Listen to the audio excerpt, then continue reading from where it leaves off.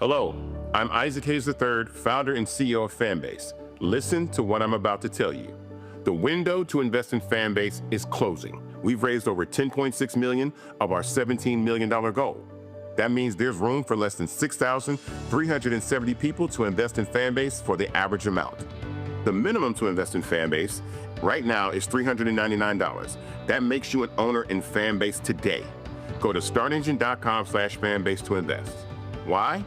Because current social apps have taken advantage of users for far too long, with content suppression, shadow banning, harmful racist content, and no real tools for monetization and equity. Fanbase has over 1.4 million users and counting, allowing anyone to reach all their following and monetize their content from day one.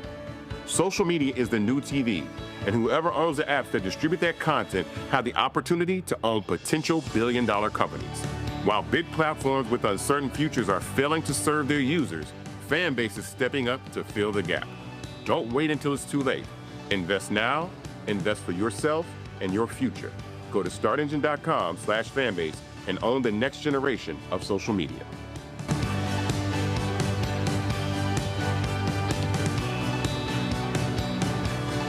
Folks, Black Star Network is here. Hold no punches. I'm real revolutionary right now. Black power. Support this man, Black media. He makes sure that our stories are told.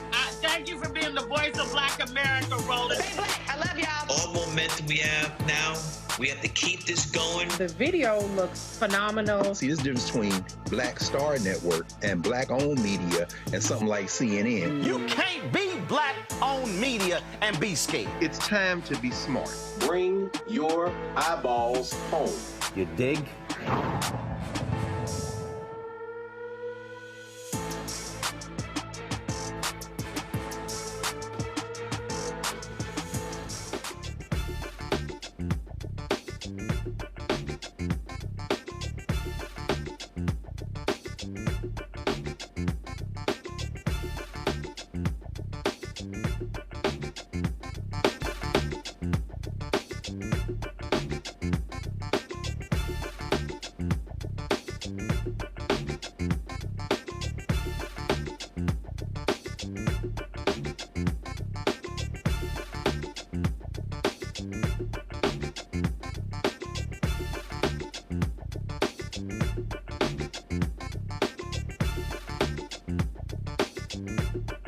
Today is Monday, June 30th, 2025. Coming up on Roland Martin Unfiltered, streaming live on the Black Star Network. Faith leaders from across the country join Bishop William Barber today for Moral Monday, D.C., a national movement uniting against what they call an immoral budget that Republicans are poised to support on Capitol Hill. We broadcast that event live. We'll show you some of what took place.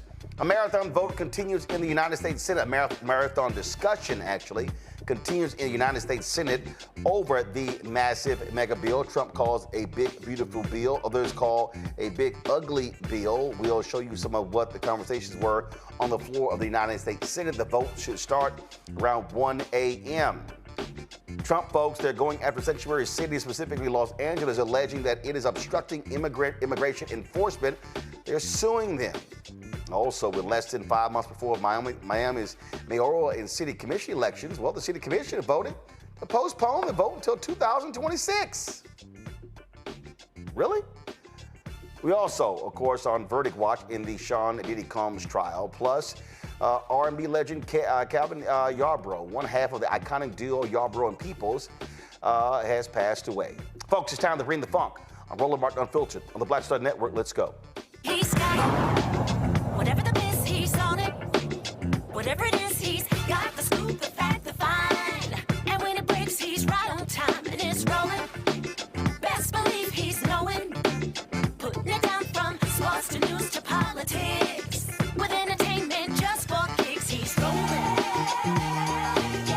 It's on go, roll, roll, y'all. It's Roland Martin, rolling with Roland now. He's funky, he's fresh, he's real, the best, you know he's Roland Martin.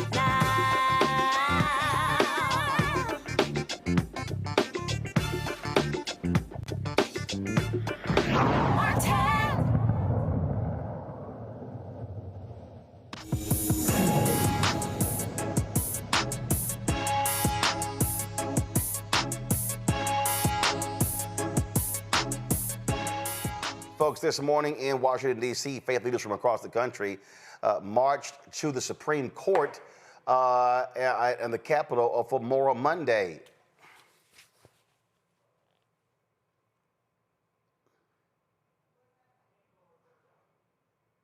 All right, folks.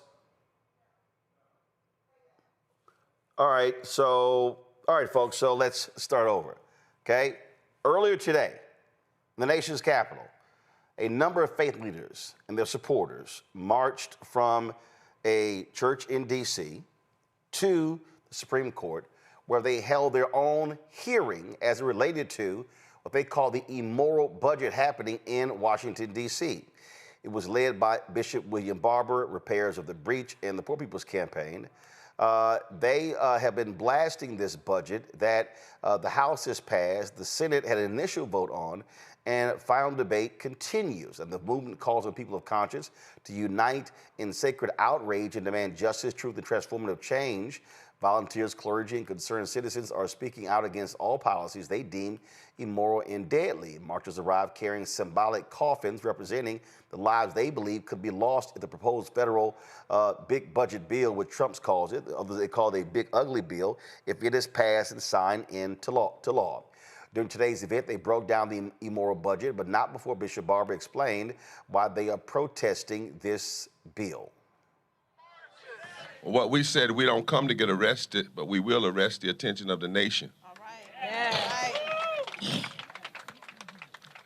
And this is a time that we all have to stand together. I want to be very straight and clear and move forward.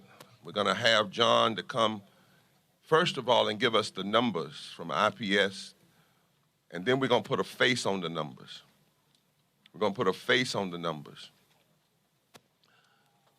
But for the millions of you that are out there, and the reason you need to be wearing these phones out and calling these senators and House members and pushing hard and whatever they do, we're going to have to keep working, is because, first of all, the scripture says, if my people will call by my name, will humble themselves and pray, seek God's face, and God's face is a face of justice, a face of mercy, and a face of love.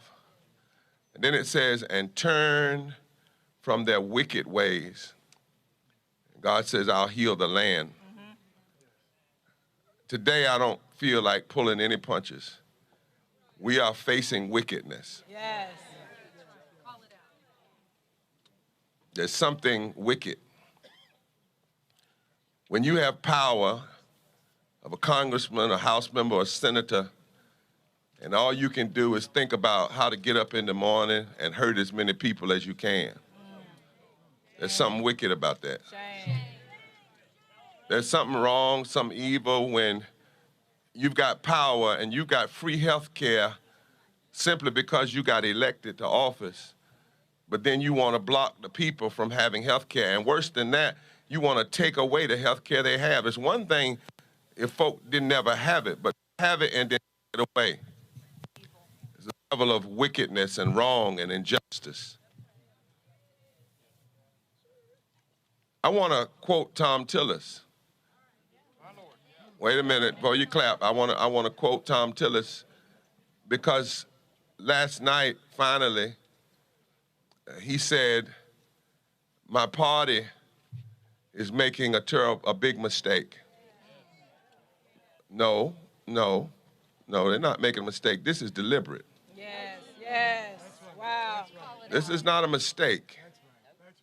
This is policy violence. This is policy murder. That's why we brought these caskets today. Because in the first year of this bill as it is, the estimates are that 51,000 people will die. In other words, you know that. And if you know that and still pass it, that's not a mistake. Yes. It's not a mistake. If my people call by my name, will pray and seek my face and turn from their wicked ways. It took us nearly 60 years to get to this form of health care anyway. Yes. Theodore Roosevelt was talking about it in the 1900s. And then you had another senator, what's his name? He's from Kansas. And he voted for the debate, but then he said he had a lot of disagreement. Let me have my son. Son, you can take that from over me. Let me have this son.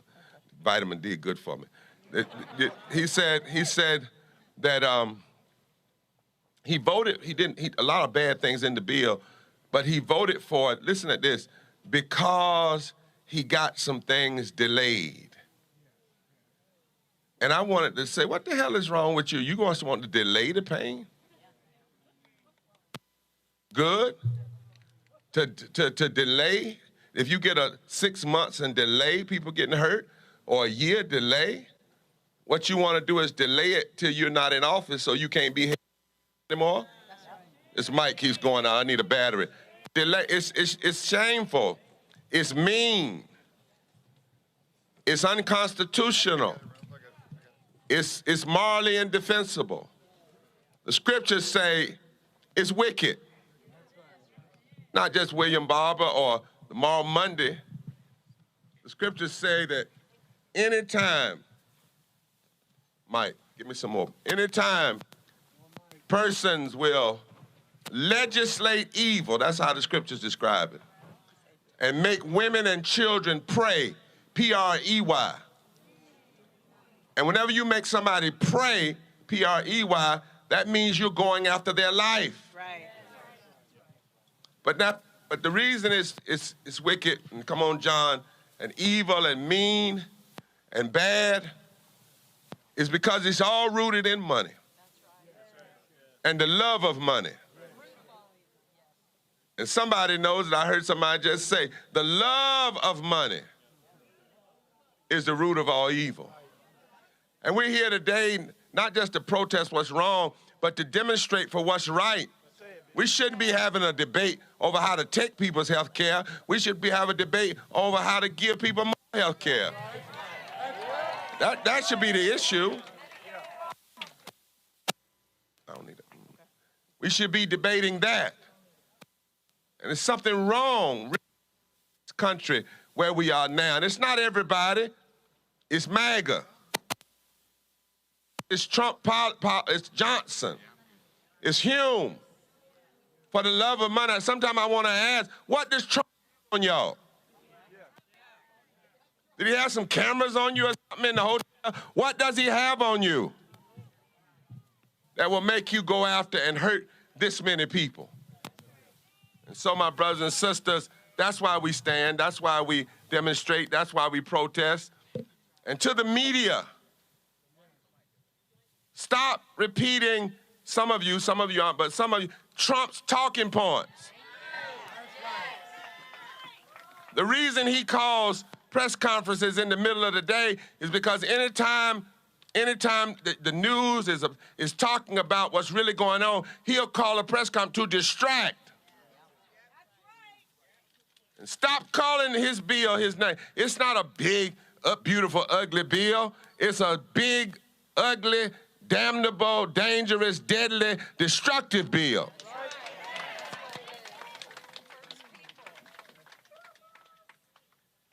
We need some truth-telling. So John from IPS, come on and tell us some truth. And you know, at our rallies, we have the politicians to come to listen so that when they go back to the floor, they carry the people with them. And so, James, we thank you and others who've come to listen today. But here we go. John, tell us, first of all, the top 10 things that are bad about this bill, because it's more than just the Medicaid. And then talk to us about the deadliest part of what's going on, and then we're going to put a face on these numbers.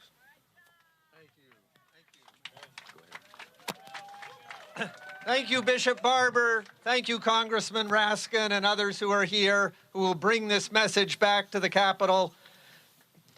I'm John Cavanagh from the Institute for Policy Studies, and it's been an honor for us to work with Bishop Barber and Repairs of the Breach and the powerful moral groups assembled here this morning to expose to the American people the immoral budget moving through the U.S. Senate right now.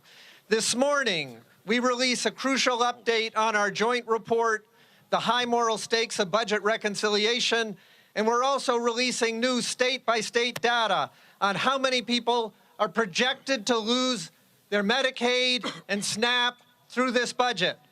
And our analysis concludes that Senator Bernie Sanders was correct last night on the Senate floor when he called the proposed budget the most dangerous piece of legislation in the modern history of this country. Our IPS and repairers research concludes that no single act of Congress has ever added more to the U.S. deficit and to the violent income and wealth inequality that threatens our democracy. That's right. So I'm going to say just a few cruel facts that the research shows. One, a health and hospital apocalypse. At least 16 million Americans would lose health insurance. That amounts to 14 poor and low-wealth people for every millionaire household that would receive a tax cut. Shame. Take the state of New Mexico, where over a third of the inhabitants, a total of 714,000 people, are on Medicaid, and over 117,000 people are projected to lose it. Shame. In New York State, over 1 million people are projected to lose Medicaid. And I ask you all to look at these documents. The figures are on the coffins. North, south, east, west, over 16 million people affected by this. Tell your congresspeople, tell your senators. Then research, and Bishop Barber just referred to this, from Yale and UPenn, have estimated that these cuts would result in more than 51,000 preventable deaths per year. That is 1,000 deaths for each of the coffins that are here today. And this is not just policy violence, it is policy murder. That's right. Yeah. What is it? Policy murder. Yeah. Two, on climate. As you know, storms, heat, and diseases related to climate change are killing tens of thousands and creating millions of climate refugees. Well, the Senate bill now includes more than $1 billion in new tax breaks and subsidies for the fossil fuel industry. Shame, on top of existing subsidies that will accelerate climate change while costing taxpayers an estimated $17 billion per year. This is policy murder. What is it? Policy murder. Three, hundreds of billions of dollars more for the war budget and the deportation budgets. That's right. This bill will add roughly $120 billion to the war budget, which eats up more than half of the total discretionary budget of this nation. And it adds roughly $150 billion to cruelly arrest, detain, and deport immigrants. Shame. These expenditures will enrich the CEOs of the military contractors and private prisons while killing thousands more in U.S. wars and inhumane detention facilities. This is policy murder. Policy murder. Policy murder. So I bring you to these documents. That's right. Use them. There's two of them up on the two new ones up on the repairers website, the IPS website, the state-by-state breakdown, going through each of the different areas in the budget. But we want to end, repairers, IPS, the rest of us, by saying that it is within our power as a nation to end this policy murder on the most vulnerable. Yes. By fairly taxing the wealthy and giant military and fossil fuel corporations, reducing our bloated military budget, and demilitarizing immigration policy, we could free up more than enough public funds to ensure that we can all survive and thrive. So today we urge you all, as you call your congresspeople, to join this moral fusion movement to force our elected officials to end this budget and to pass a moral budget. Thank you, John. And John, I want you to read at least 5 of the southern states, because down south, where 1/3 of all poor people live, these senators come up here and say that they're doing what's right, by their people, and they phrase this stuff in coded race language. But the people that's going to be killed, they won't be killed by race, they'll be killed by death and policy murder. But just share with us, like Texas and Georgia and North Carolina. I want y'all to hear these numbers. And South Carolina, Lindsey Graham is leading this. But what is Lindsey doing? What does he talk about the number of people? Okay, Georgia, 84,000 people expected to lose Medicaid, 440,000 expected to lose SNAP benefits. Moving down to South Carolina. Well, let's start first with, I told you, New Mexico. New Mexico has the highest percentage of people on Medicaid, on SNAP. South Carolina, 48,000 expected to lose Medicaid, 143,000 expected to lose SNAP benefits.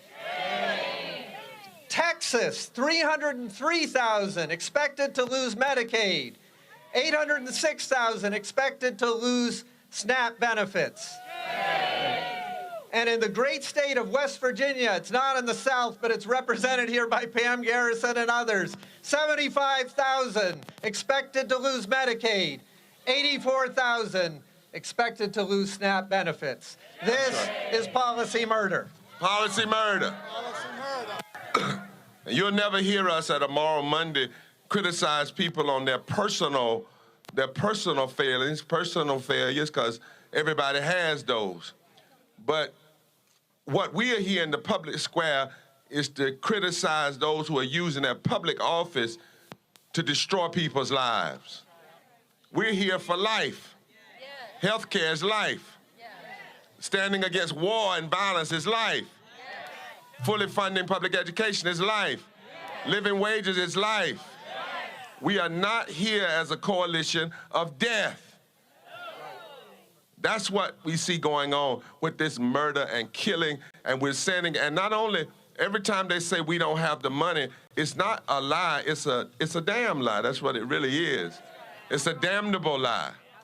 And we have to call it out for what it is now. All right, folks, to give you a couple of things. First of all, you see the box next to me. So what they're doing is, for earlier days, Senator Chuck Schumer, the Democrats, actually overnight, forced them to read every single word of the 900-plus page bill. No Republicans were in the chamber. Now they're voting on different amendments. So, for instance, they earlier rejected a measure that would have kicked undocumented workers off of Medicaid. That actually failed in the vote. So that's what happened there. So we're monitoring these various actions in the United States Senate. Now, after they had the speeches there in front of the Supreme Court, the plan of action was for the folks to move from there to then go to the plaza in front of the U.S. Capitol to pray. Well, what happened was they were actually stopped by U.S. Capitol Police.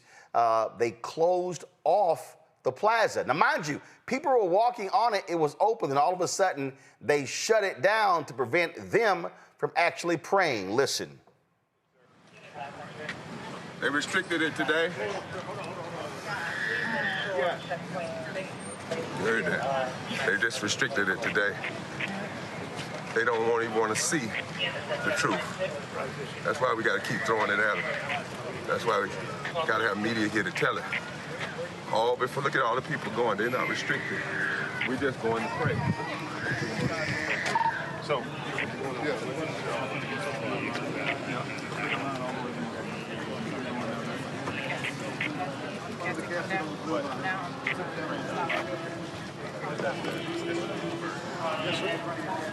Before we're down to the back ranks. Back ranks, are we down? No, he said we couldn't. He just told me he couldn't. Where? This guy right here. Come talk to him. We would really prefer you proceed right here. That we could get to the second bike rack where see where the people are walking. The second bike rack? Yeah. You could, but correct. Yeah, this would be preferred. They can't see us. They can't. Folk in there. We want them to see us. They can see you, sir. If 2 people and then I'm going up there, you'll be all right. It's gonna be all right. I'm sorry? If 2 people go up there, it'll be all right. I got you. Thank you, officer.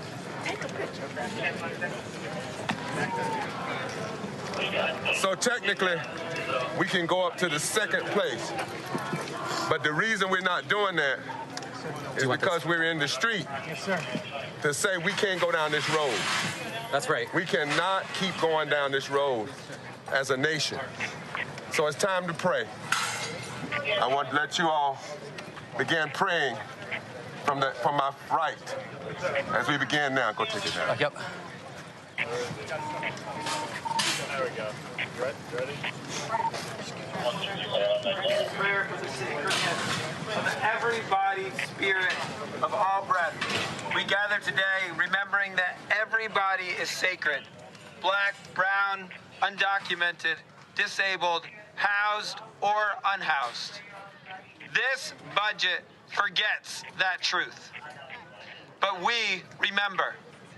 We remember that 13.7 million people may lose health insurance. We will not let policy silence the dignity you placed in each of us. This is not governance. It is policy murder. All right, let's everybody read together. Read together. Poor, not the powerful, a holy one who sides with the lowly.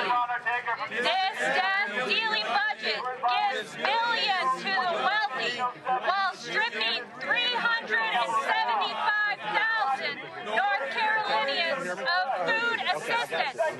We pray not for riches, but for righteousness.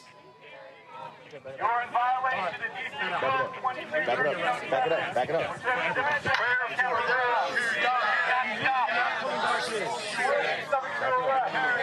I need you not coming back in. I need y'all to stay behind me.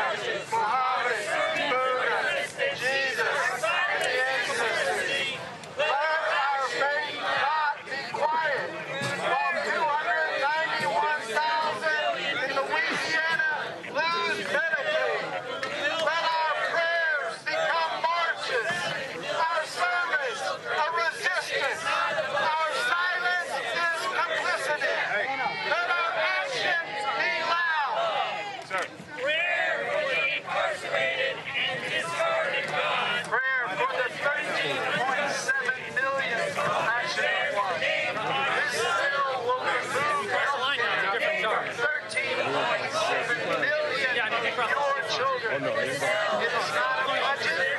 It is a blueprint for death. We rebuke it in the name of love.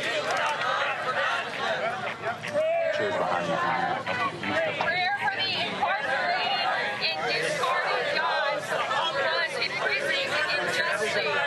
This often bears the name of my son, my sister, my neighbor, for the high cost of a 15-minute call, for the cell that still pages their future. We carry this casket because we refuse to forget, because you have not forgotten them. Get on the sidewalk. Get on the sidewalk. Where are the others? I'm sorry.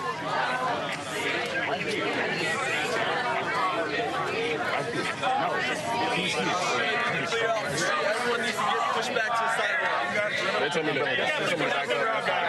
We're gonna push them up on the sidewalk. I need y'all on the sidewalk. Take everything to the sidewalk. Y'all are gonna have to all scoot back, sir. Everyone needs to be on the sidewalk. Please, all the way on the sidewalk. Y'all are gonna have to push each other back. I need everyone, ma'am, I need you on the sidewalk. I need you on the sidewalk, please. Sir, please back up, please. The main thing is not taking this. You can't take this. It's dangerous. Stay on the sidewalk, please, sir.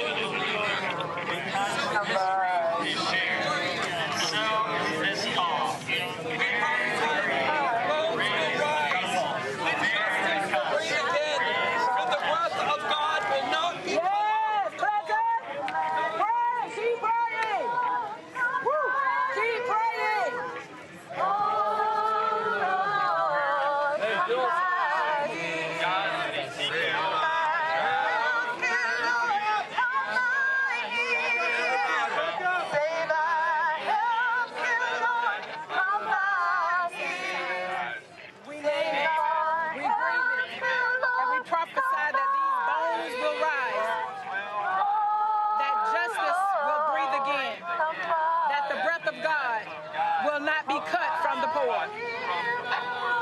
God of Rachel, who wept for her children, we who weep, we grieve that never should have been. Now, folks, while that was happening outside the U.S. Capitol, another group of folks from repairers of the breach actually went into the Capitol Rotunda to pray where, yep, they were also arrested. Yes, for praying.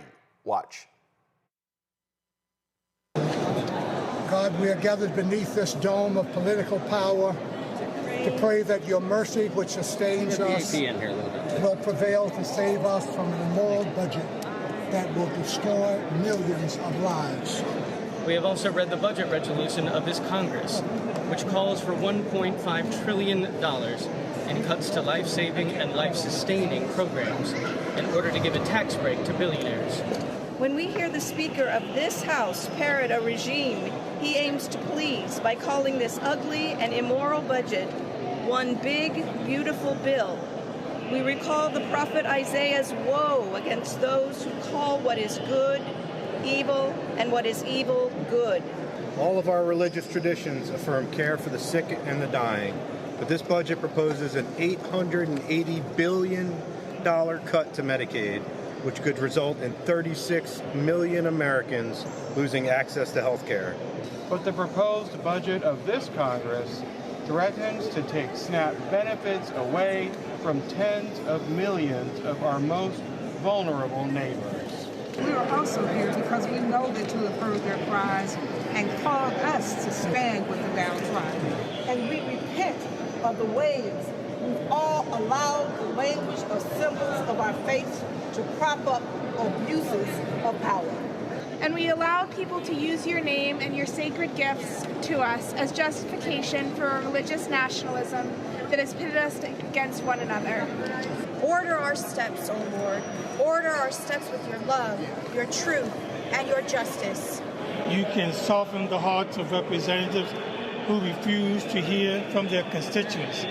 Deliver us, Lord, from the deceptive lie that says our nation will be better off if those who have little get less and those who have too much get more.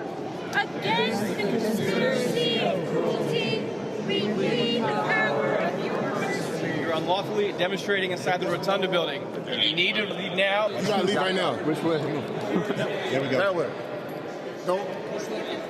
Hey, guys. Gotta go. Man, go. Come out this way.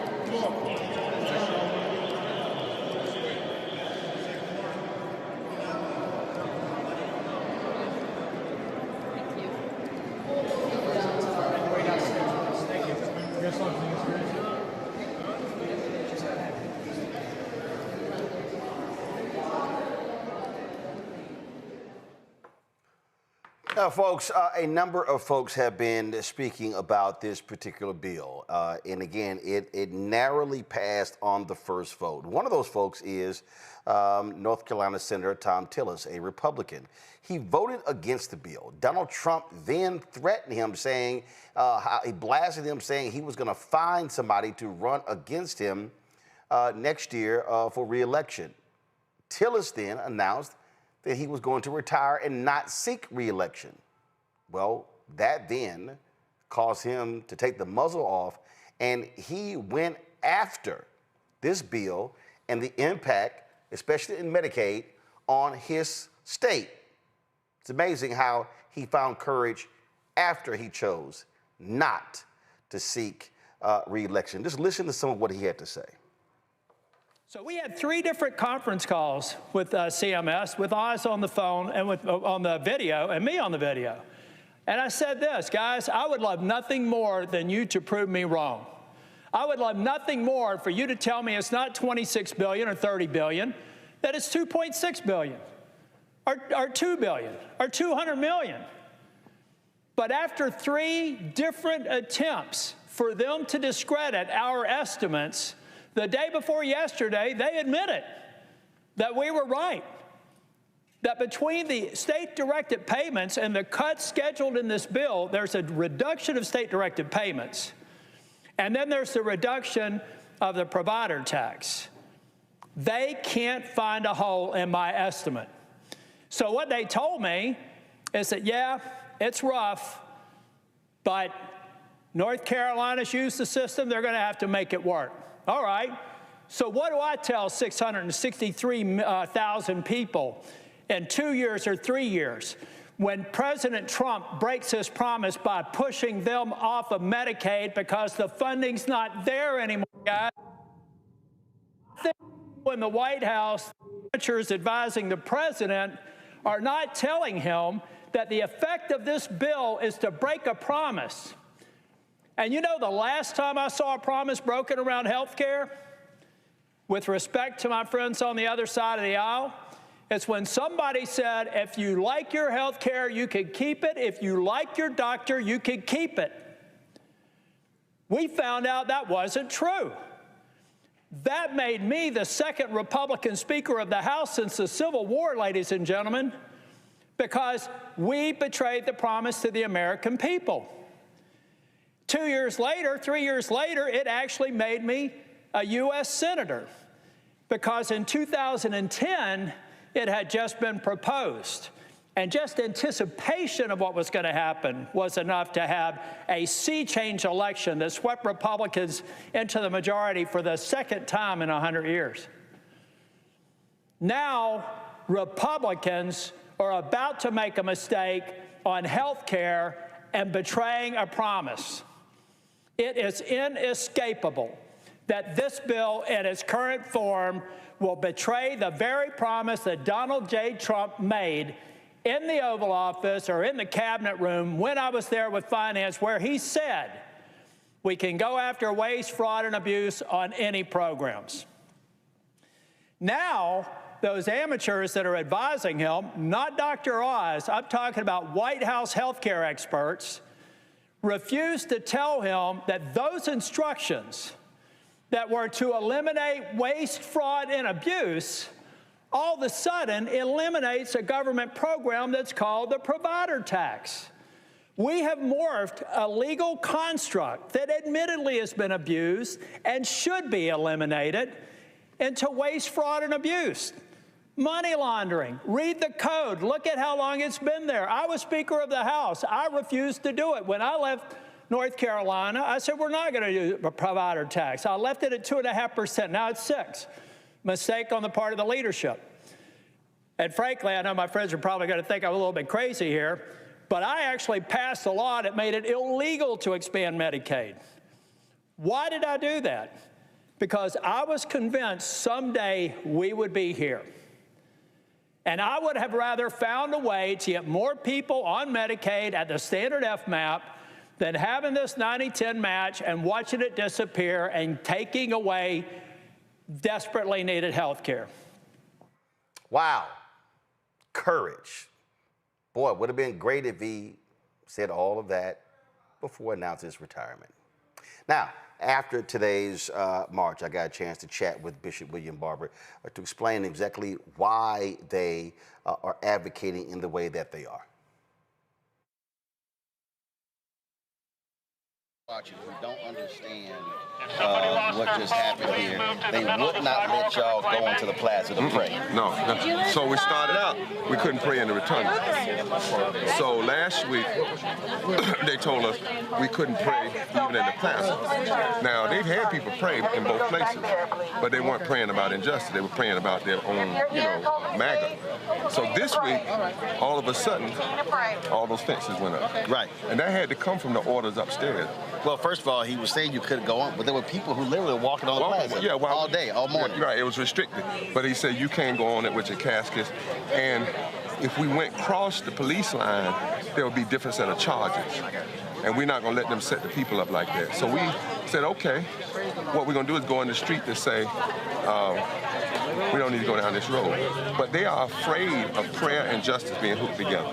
Because, we're not praying, we're protesting. Unless you are over there, MAGA right wing. Oh, yeah, you can pray and shout and run and have a dance if you want to.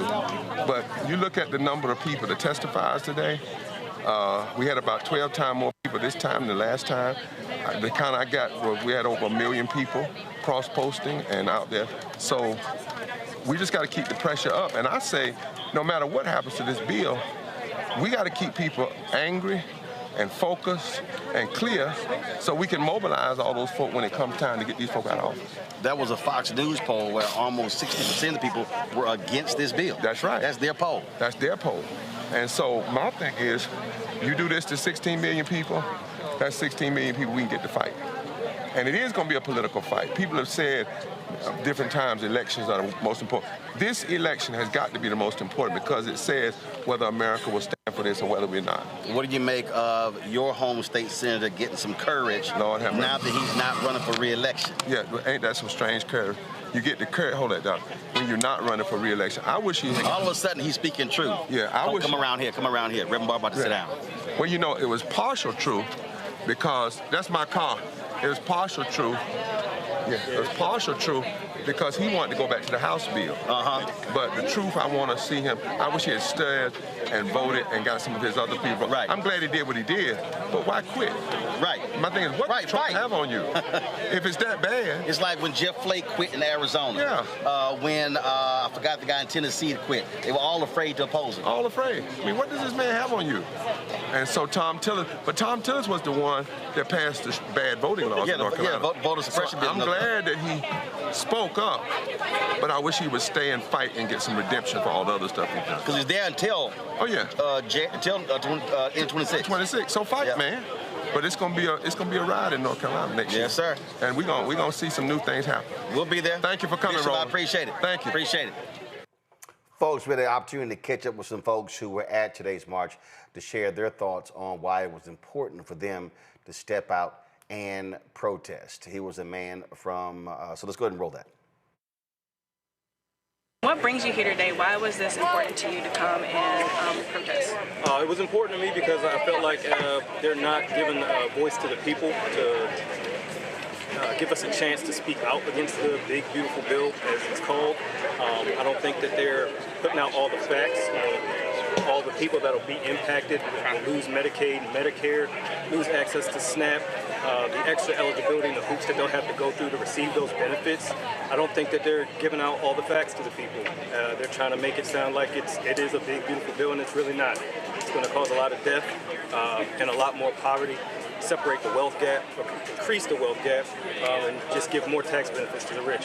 If you don't mind me asking, is there any, with the Medicaid, Medicare tax being cut in the big, beautiful bill, is there, any story or anything you want to share with us that affects you or anyone that you know of, and even people that you've either met here in the protest or you personally? Absolutely. I have plenty of friends and family who are on Medicaid and Medicare. I know several people that are close to me that still depend upon WIC and food stamps and SNAP. And so again, all that stuff being cut, I have a big concern for them and how they'll be able to continue living. Folks, there's so much to unpack that is in this particular bill. It is an absolute giveaway to rich folks in corporate America. It screws low-income poor people. And all of these so-called evangelicals on the right, they are loving it. And it's really shameful. And so there's a furious effort on the part of Democrats to flip a couple of Republicans to vote against this and kill this bill. Joining us now, Dr. Ome Congo Dabinga, Senior Professorial Lecturer, School of International Service, American University, author of Lies About Black People, How to Combat Racism, out of D.C. Dr. Larry J. Walker, Associate Professor, University of Central Florida, out of Orlando. Michael Imhotep, host, African History Network show out of Detroit. Glad to have all three of you here. Larry, I'm going to start with you. The thing here is we saw what happened over the weekend. Deals were cut with people like Alaska Senator Lisa Murkowski that would do various carve-outs for her particular state. Well, the Senate parliamentarian overruled those, saying those cannot be used when it comes to reconciliation. For folks who don't understand the Senate rules, by reconciliation, they could pass it with a simple majority and it not require a 60-vote threshold. So that's why they're using the reconciliation way. So that's out of the window. So what are you going to do, Lisa Murkowski? Senator Susan Collins, she voted for this. Of course, we know Senator Tom Tillis voted against it. Senator Rand Paul voted against it. He was blasting it, saying it was going to massively raise the federal deficit, and that's what Republicans were always crowing about. So hypocrites abound. So it's interesting, Roland. This bill and debate has really reflected my time on Capitol Hill where Republicans were fiscal hawks, right? Remember all that talk over the last several decades about, being responsible stewards? So we know that the CBO, the Congressional Budget Office, has said that this bill will add over $3 trillion to the deficit. And obviously not even talking about the economic healthcare impact in terms of more than 11 million people being kicked off of the healthcare, whether it's through the Affordable Care Act and various other mechanisms. So this bill is going to have a tremendous, and not in a good way, impact on the U.S. economy, particularly the lives of everyday citizens.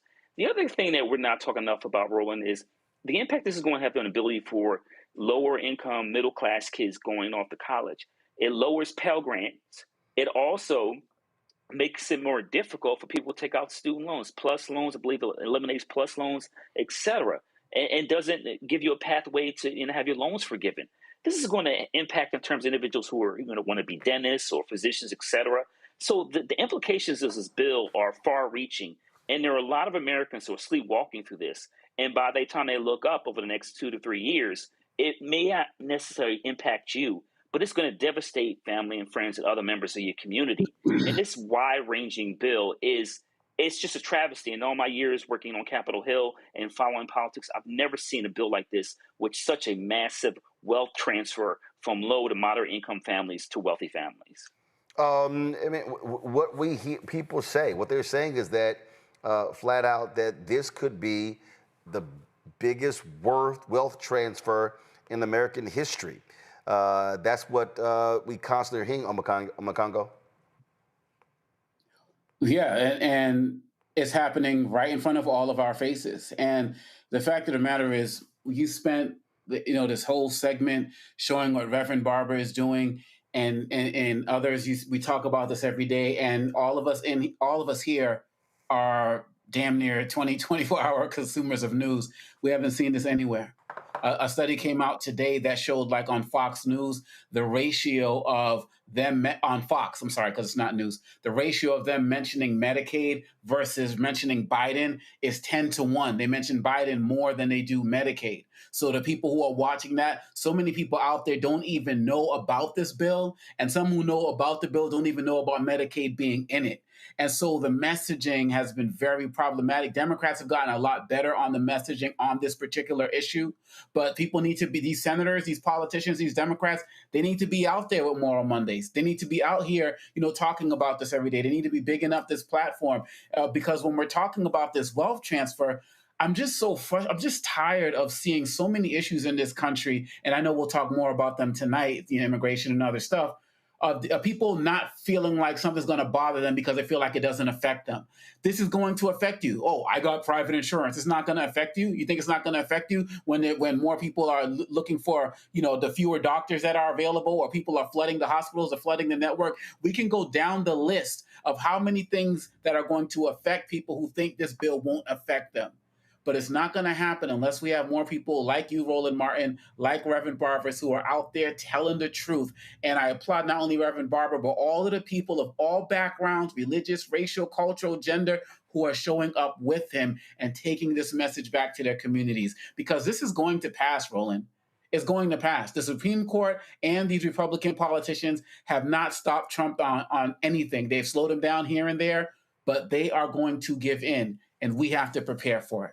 Michael, the Louisiana healthcare system is trying to let House Speaker Mike Johnson know this is an awful, awful bill. They dropped a statement. This is literally the entire Louisiana healthcare system. You see all of these logos here, where it says, on behalf of Louisiana's hospitals and largest healthcare systems, we come together as stewards of our community's health and well-being. Together, we are unified in our concern over the proposed cuts to Medicaid that are being debated in Congress. These cuts would be historic in their devastation and warrant our shared advocacy to protect our patients and the care we provide them at our hospitals and clinics. They lay out that the steep cuts will force consolidation of services, staffing reductions and closures, reducing healthcare access to everyone in our communities. Our rural communities will especially feel the impact as many of these hospitals are already in difficult financial situations and are likely to experience a significant reduction of services. The potential impact will be felt by everyone in the state. Now, that's just the healthcare workers. You also have electrical workers, some 800,000 electrical workers, many of them who voted for Trump. They drafted this here. IBEW International President Kenneth Cooper said this budget reconciliation bill is a direct attack on working families, shoveling tax breaks to the rich while turning his back on the people who power this country.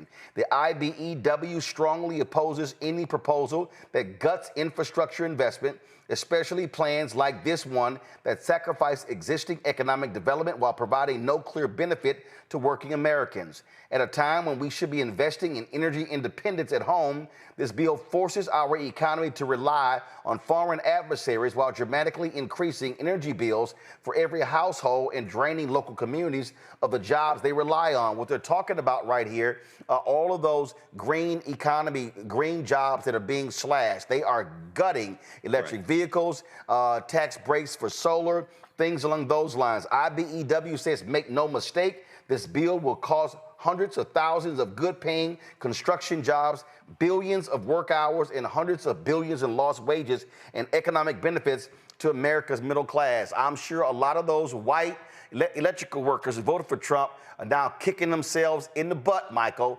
We tried to tell you. Absolutely, we tried to tell you, and the urban area, the rural areas are going to be hurt even more by this bill. Like Louisiana, okay, they voted for Trump, former Confederate state. When we look at Medicaid, for instance, the bill is estimated to cut $1 trillion from Medicaid by 2034. Okay. Now, it's also important to understand that there's about 72 million people in America on Medicaid. 20% of them are Black. Okay. 20% of them are African Americans. When we look at, you're going to have cuts to SNAP. Okay. SNAP food assistance. Also, as Reverend William Barber correctly stated, is estimated that 50,000 people are going to die per year because healthcare is going to be taken away from them. The CBO, the Congressional Budget Office, estimates that 11.8 million people will lose healthcare over, by 2034. So this is horrific. I call it the big ass ugly bill.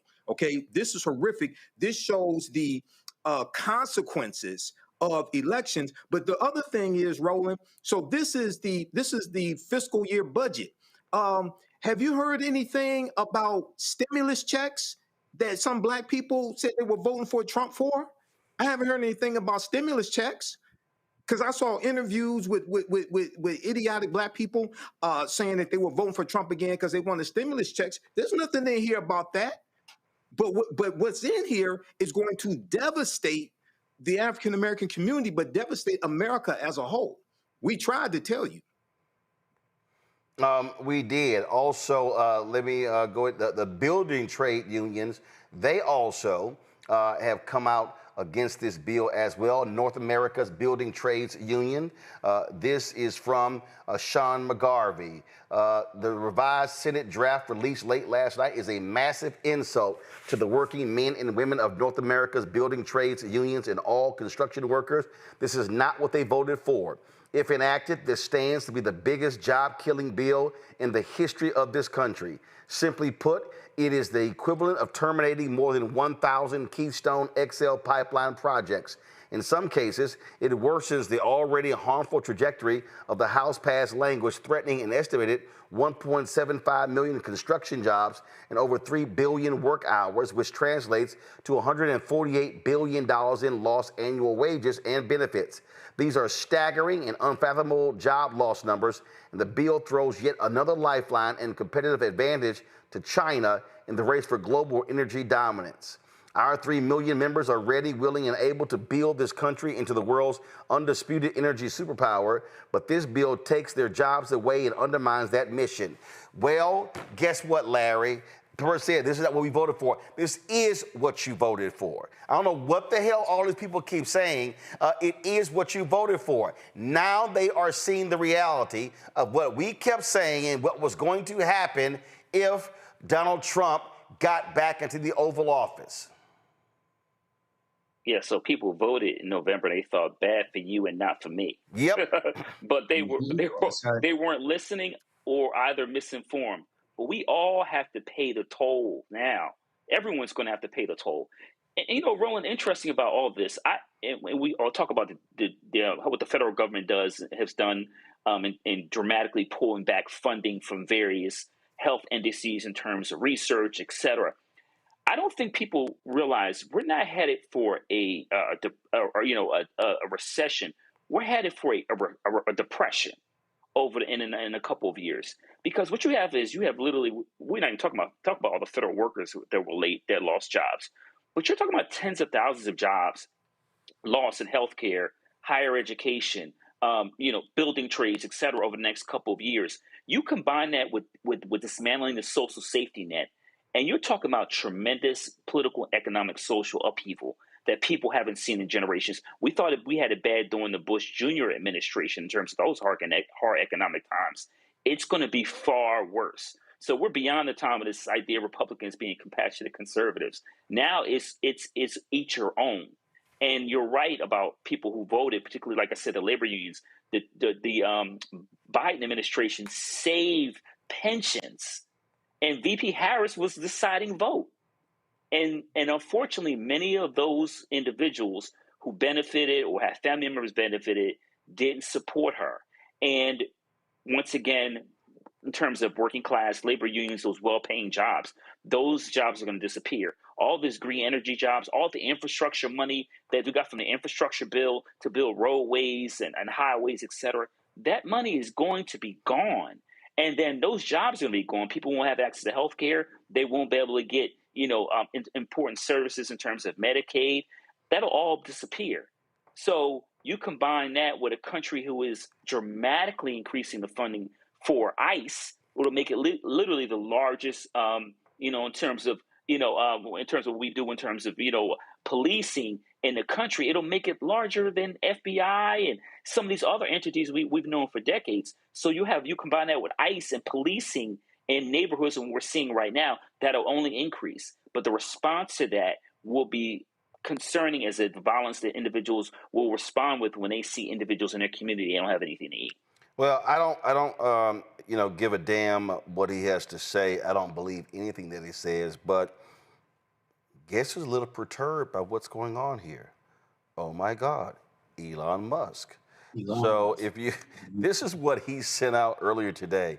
I got a kick out of this. Every member of Congress who campaigned on reducing government spending and then immediately voted for the biggest debt increase in history should hang their head in shame, and they will lose their primary next year if it is the last thing I do on this earth. Well, we tried to tell you too, Elon, and all your entire business is predicated on those clean energy, green bill, tax cuts, and they're all about to go bye-bye. So, Omekongo, FAFO 2025. FAFO 2025, 2026, 2027. And people need to be really clear. This man only cares about any parts of this bill that are going to affect Tesla and his other projects, period, bottom line. So when people are talking about, even Elon Musk is mad about the debt, like, we're not that stupid over here. We know exactly what he's about. And so I get a little bit annoyed when I see all of these Democrats quoting him, even saying things like, even Elon Musk. I'm agreeing with Elon Musk. The dude has always been shady with everything and only cares about himself. And that's why, but nobody wants to call him out the way we call him out here. And he's going to say something tomorrow or the next week. And then what is it going to be? Is he going to say, I'm going to start funding Democrats' campaigns? Are Democrats going to start taking his money? They're already pushing people aside like Jasmine Crockett and the like. So what the hell are they going to be doing next? I'm afraid about some of these shady alliances that are going to be made. But Elon Musk with the Democratic Party shouldn't be worth a grain of salt.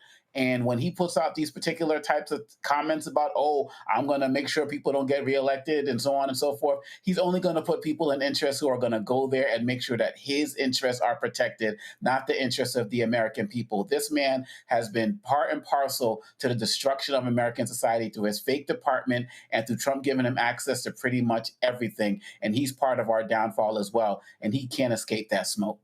This is a piece that was written in May, and it says the headline is 10 sneaky sleeper provisions in Trump's big, beautiful bill. It said yet more horrors are hidden in the fine print.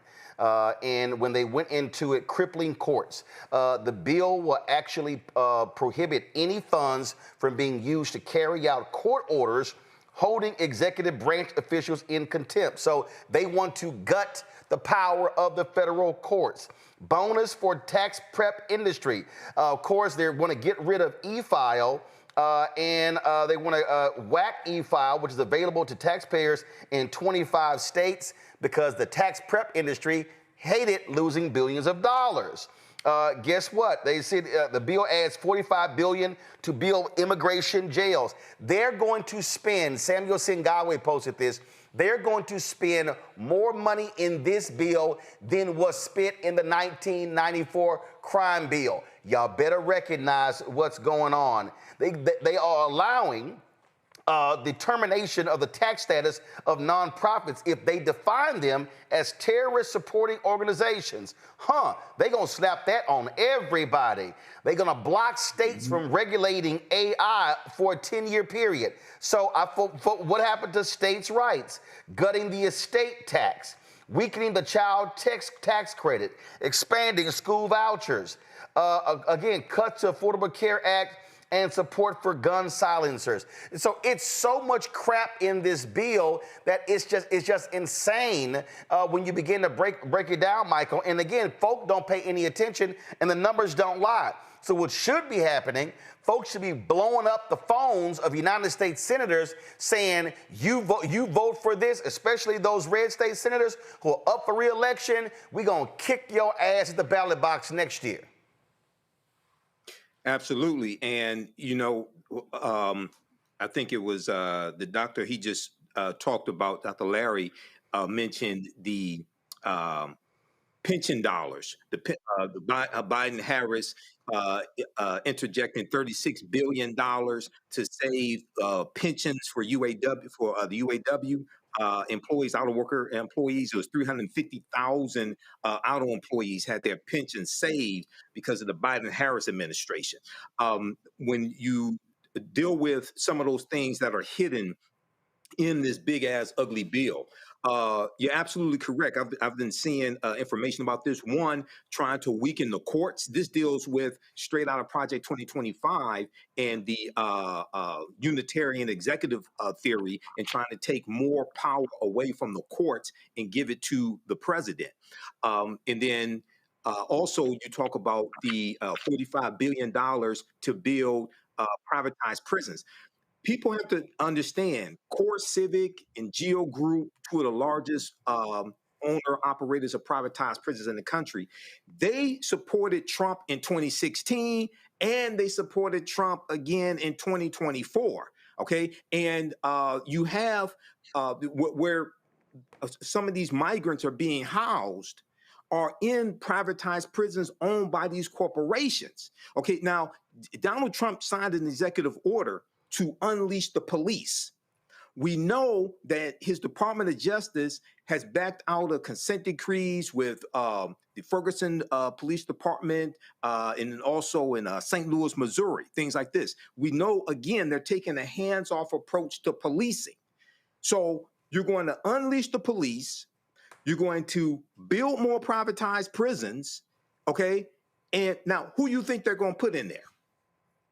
See, this is an all-out attack on melanated people, and as I said a few days ago on my social media platforms, white supremacy and racism attacks all Black people, regardless of country of origin, regardless of language spoken, regardless of your religion. Okay, so some African Americans, some Black people think it's all right as long as black immigrants are being attacked and locked up. No, they're coming for your ass also. Because a lot of us, you can't tell, for a lot of us, some of us look like we could be immigrants, but to white supremacist, white nationalists and the Trump administration, all black people are immigrants. They don't think any of us belong.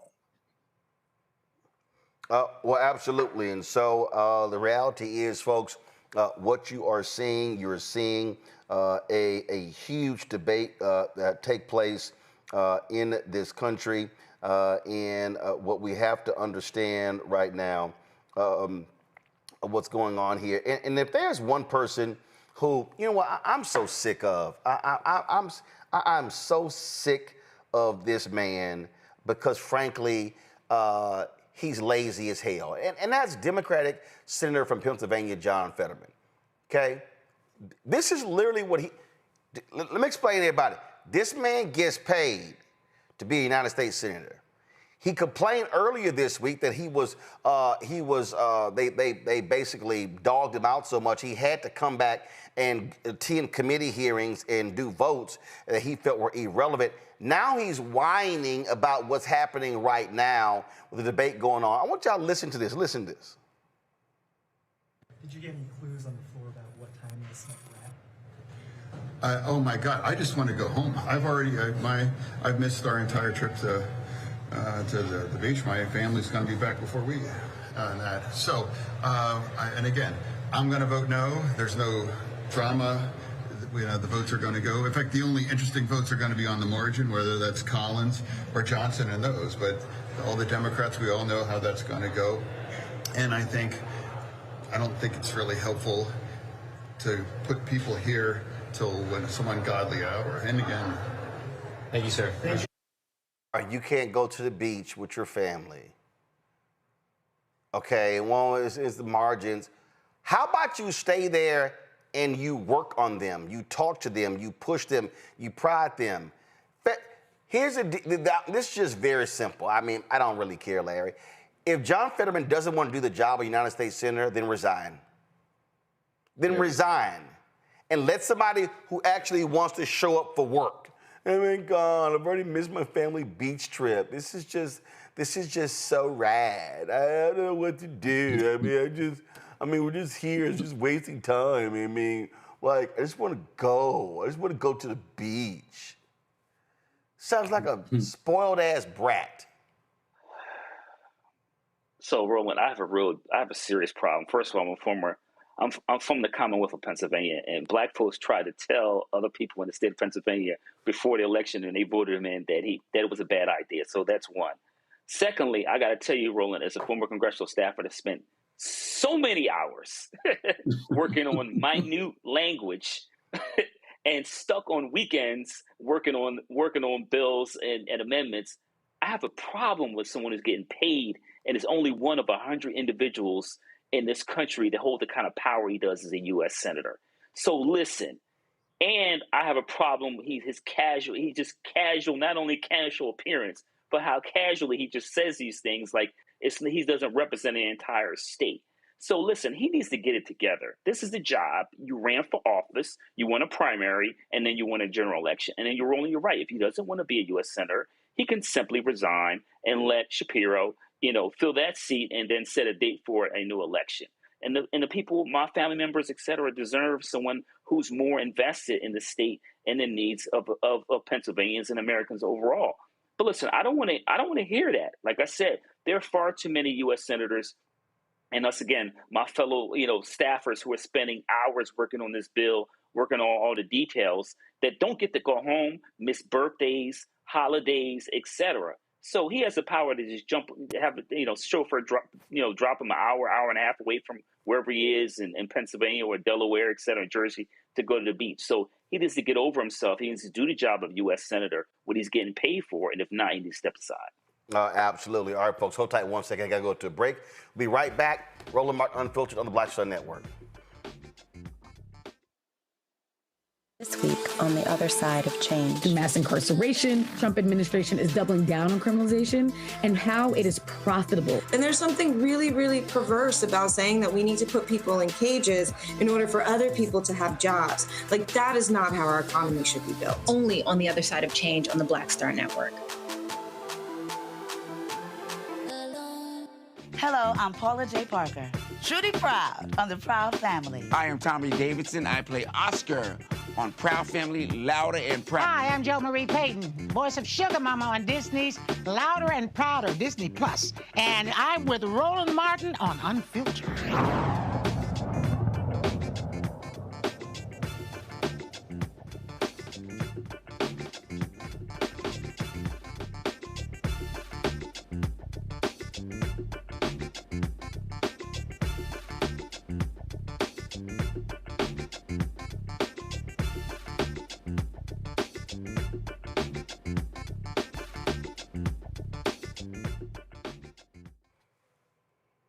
Hashtag we try to tell you.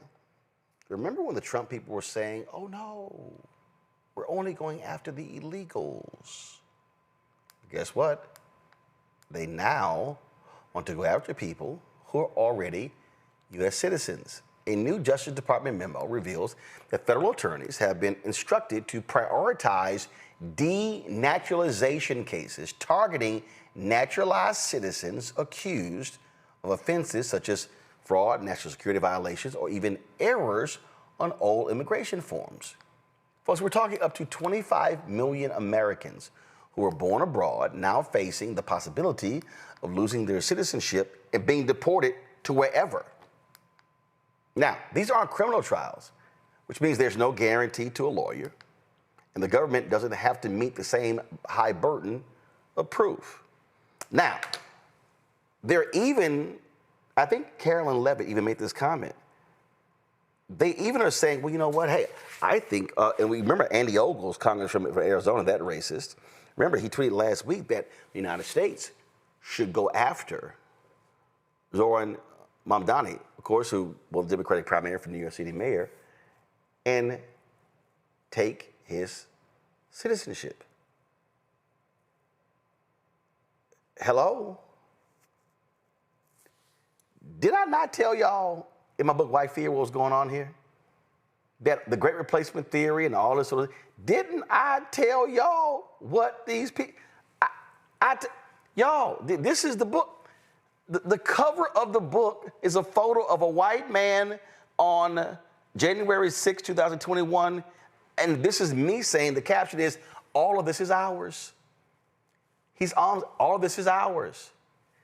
They cannot stand black or brown people. That's what's going on here. And folks who have been sitting around, I think you're wrong. No, I'm telling y'all, if you want to think the worst of these people, do so. Because that's what they're doing. They are executing a playback that they made clear. And Michael, the leader, Stephen Miller, that virulent white nationalist who's driving this whole strategy. And Stephen Miller was in Trump's first administration. He's deputy chief of staff again. Stephen Miller he's the one who crafted the attack on the immigrants as well, cracking down on them.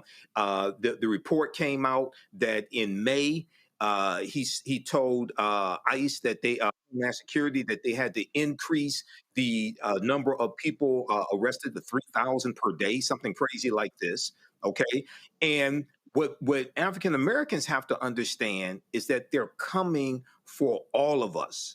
Okay, and unfortunately, many of us think that our proximity to white supremacy protects us from white supremacy. No, it does not. This is about the fear of the browning of America. And we see this increasing day after day. And then when you read the piece from The Guardian, this is intensifying it. Trump's Justice Department issues directive to strip naturalized Americans of citizenship for criminal offenses. This makes it easier to do this and deport them, send them to prisons to a third country as well. And what happens if you study Nazi Germany? Adolf Hitler and the Nazis, they targeted marginalized groups. They targeted the disabled people. They targeted LGBTQ. They targeted Afro-Germans. You go after small, marginalized groups first and test certain methods out. Then you expand that to other groups. This is what's taking place right now. This is straight out of Project 2025. Of course, and that's their playbook. That's what they're running. And I'm telling, I don't know. I mean, here's the thing here. That people are not getting. And Bill Moyers just died. Bill Moyers, of course, he worked for President Lyndon Baines Johnson, and he also was a reporter. And Larry, as a result of his work, we now have that quote from LBJ when he talked about the poor, and when he talked about the poor white men. And that quote is important because we're seeing it play out right now. We're seeing how these people think. We're seeing how their brains operate. And what LBJ said was, if you can convince the lowest white man he's better than the best colored man, he won't notice you're picking his pocket. Hell, give him somebody to look down on, and he'll empty his pockets for you. That is what Republicans are executing the strategy. They're executing that right now. And these folks in rural America, y'all about to get screwed. Yeah, reckoning is coming. And as it relates to that particular quote, you know, there's a lot of talk about Project 2025 written by the Heritage Foundation the last several months leading to election. People, the current president, among other people, denying, no, hey, I don't know what you're talking about. Look over here, like the Wizard of Oz, right? Look over here. Why, I distract you with something else that's going over here. And their pockets are about to be picked. You voted for your own destruction, which, is really consistent. We've seen over the last several, decades in terms of voting patterns, particularly for white males. So, but it's one of these situations, and my colleague talked about U.S. history, is that this country has a tendency not to learn from its own mistakes. So let me give you an example. We spend a lot of talk about the 14th Amendment. People forget about Japanese internment camps. And so when we talk about this issue related to denaturalizations and the essentially kind of erasure of minoritized groups, go to the idea that as long as white males in particular feel like they are, no matter your educational background, et cetera, that they have they are better off in some way than you are, then they're fine with that. But they missed the point of when Trump, in terms of how he's filed bankruptcy multiple times, he's not paid laborers in New Jersey and other states over a series of decades. He doesn't care about the average working person. And that's reflected in the policies you see in his reconciliation bill, which will devastate the middle class. If you're a member of the middle class, or particularly if you're from an underserved community, you can forget about it, because once again, this is robbing from the poor, given to the rich. And so many people, and particularly those in white, rural, underserved communities, are going to suffer along the rest of us. And by the time they look up and realize their SNAP benefits are taking, the hospitals are closed, it's going to be too late, because the Republicans are making it clear that this bill is going to, like my colleagues said, this bill is going to become law in some form or fashion. But the bottom line is, it's too late. The die is set, and now we all have to pay. See, so I want people to understand how the racists think. What did I just say about that LBJ comment? So you take Tommy Tuberville, United States Senator, dumbass former football coach, also, of course, now running for governor. So he goes on this right-wing show, this guy, Benny Johnson. And I want y'all to listen to what he says, but I I want y'all to listen to how the word inner city is being used. Inner city, listen to how it's being used. I wonder who Tommy's talking about when he uses this phrase. Listen. Yeah, I've spoken several times with Tom Homan, who is basically running the inner city ICE programs. And, he told me, he said he's been pushed at every corner when he goes to these big cities. I'm sure if you get a mayor like this that takes over, it'll even be worse. And that's when you can stop the federal funding. You can do anything. President Trump can do anything he wants when it comes to the federal. Again, these inner city rats, they live off the federal government. And that's one reason we're $37 trillion in debt. And it's time that we find these rats and we send them back home that are living off the American taxpayers that are working very hard every week to pay taxes.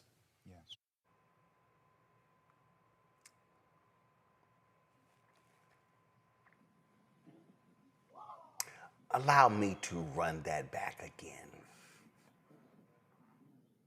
Yeah, I've spoken several times with Tom Homan, who is basically running the inner city ICE programs. And, he told me, he said he's been pushed at every corner when he goes to these big cities. I'm sure if you get a mayor like this that takes over, it'll even be worse. And that's when you can stop the federal funding. You can do anything. President Trump can do anything he wants when it comes to the federal. Again, these inner city rats, they live off the federal government. And that's one reason we're $37 trillion in debt. And it's time that we find these rats and we send them back home that are living off the American taxpayers that are working very hard every week to pay taxes.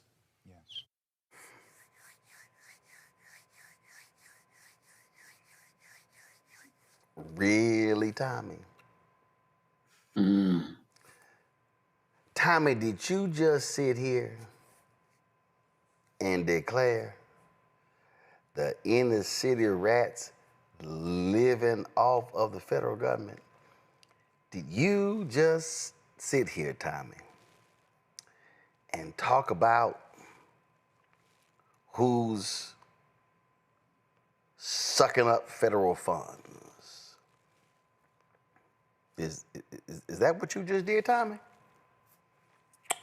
Yes, he did. Tommy, have you ever looked at your state? See, I mean, when somebody says that, when somebody says, how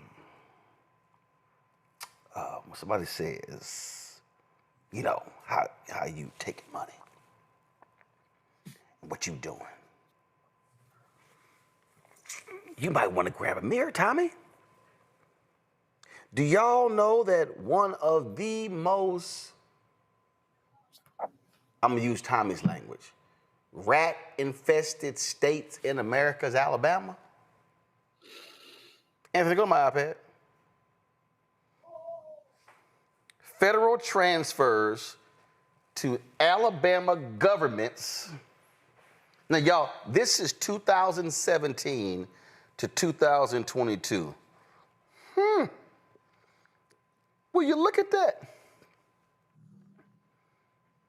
You see 2017, slightly higher in 2018, higher in 2019, higher in 2020, higher in 2021, higher in 2022. Wow!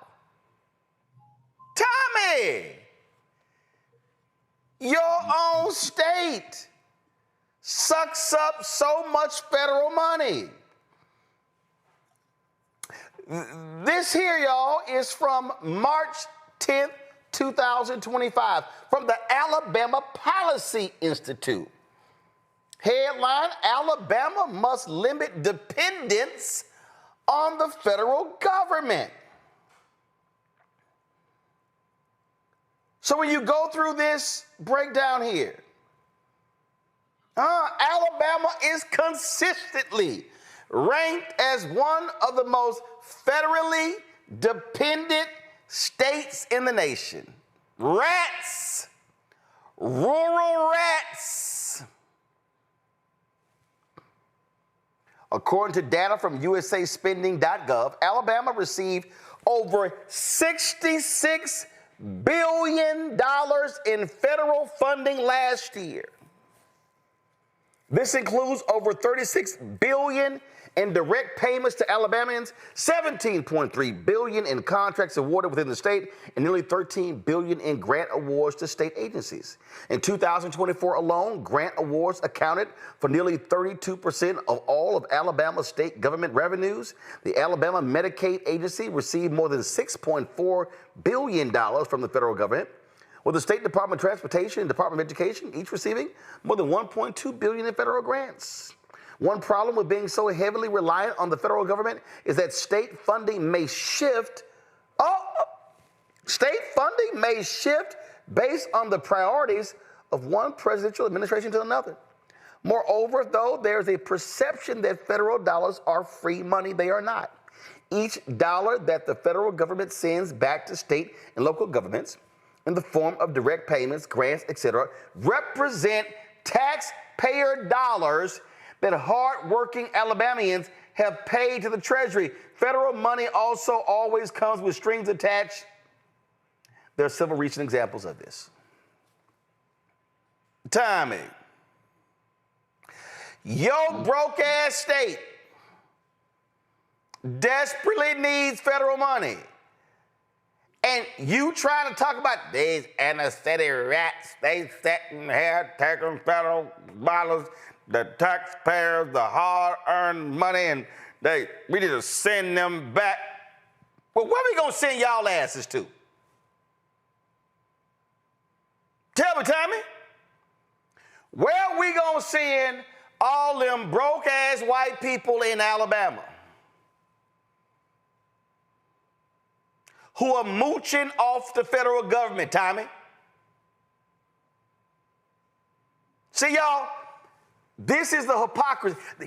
Do y'all now understand why I keep saying that Democrats should have the courage to go to the brokest, sickest, whitest, reddest states in America and go there and tell them, y'all are the brokest, sickest, whitest, reddest people in the country,